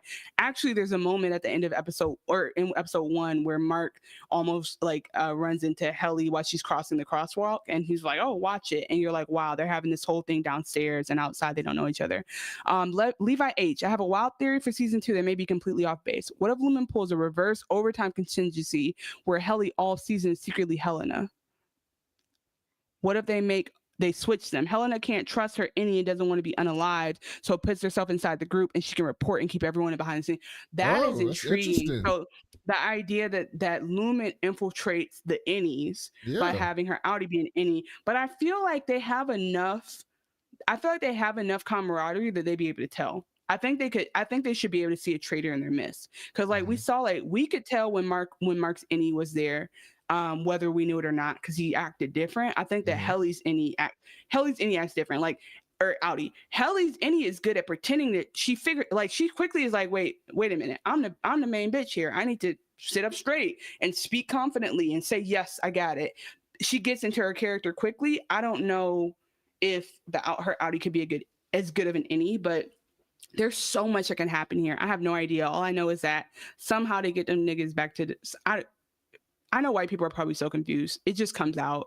It's not niggas is just a word we use. It's not actually for black people at all. Those people, they get them back to the floor somehow.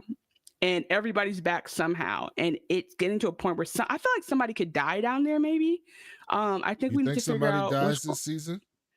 I think they have to up the stakes, because like it's just so much happening and there's no real consequences for it. So it's like, what are they just going to be down there going to war every day from 9 to 5? You know what I'm saying? Something has to happen. They have to do something for them to willingly come back to work, and for Lumen not to completely treat them like absolute shit. Now, maybe it's because that they're out, that they can't just come home with like bruised faces and shit, because Mark did tell Devin some shit. Right. Just like, you can't be all fucked up. Yeah. We can't do super fucked up shit, but like something, there has to be a reason why they don't just completely treat them like crap when they go in there. There's a moment where the dad, the current CEO, James, says to Helly, the grandfather will cherish what we've done, and one day you'll sit with me in my revolving. I meant to mention that like there's some weird culty shit going on, so we have to get more information about Lumen, the Kier, the Egans, like what all this is about, because this might go back way farther than we think. Hopefully we don't spoil it all, but I would like to know like what are they doing in microdata refinement. Either way, I think we're all excited, because like this show, first season is a slow burn, but you get so deep into it, and the acting is so great and everything's so intricate that like I do hope this season has a faster pace. But there's so much story to reveal now that I think we're just, no matter what, we're in good shape. All right, let's look at some of these last few comments we got. Yeah, guys, we've been here almost 3 hours. I told Brandon it's going to be a 3-hour episode, and he tried to stop me.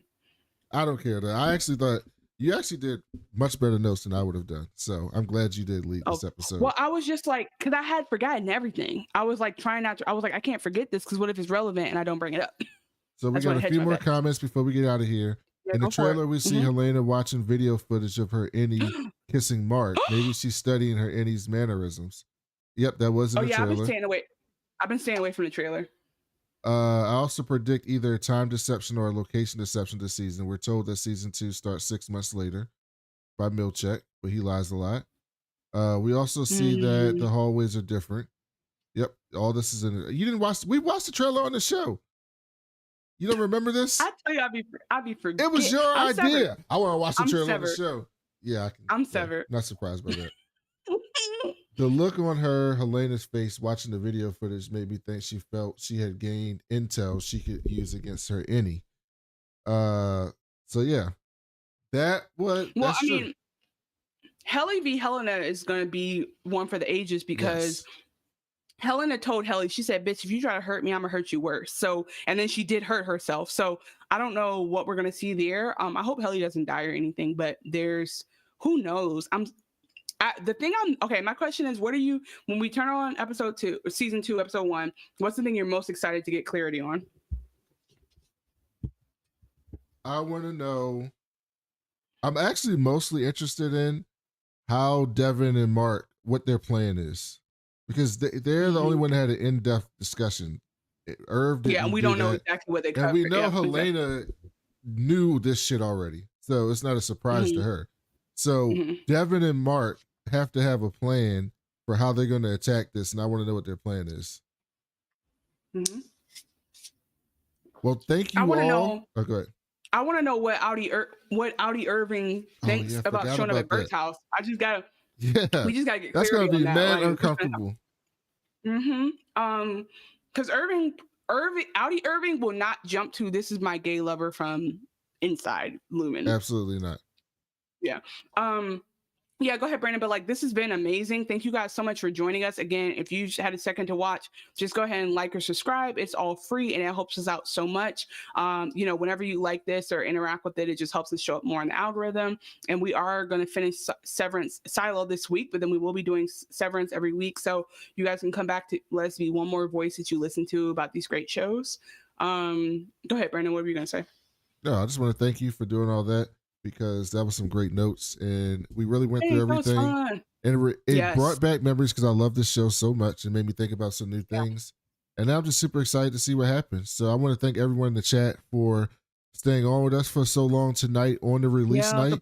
We're DJ Rated R. You got your 3-hour review. Hopefully we got you hype enough to go into the show, and you'll come back and join us for each of the recaps each week.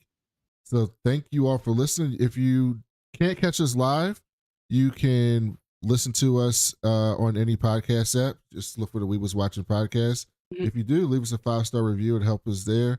If you do want to catch us live on video, you can catch us at youtube.com/aswewaswatching. Subscribe and hit the notification bell, because we do stream live each week when we record. You can also email the show, because I know everyone's going to have a ton of theories about what's happening in the Severance season 2. So please email us at wewaswatchingpodcast@gmail.com. We're going to read those on the show as well, and interact with us on Twitter and Blue Sky at We Was Watching. Thank you all for listening. Share with your friends. Okay, before we go, praise Kier.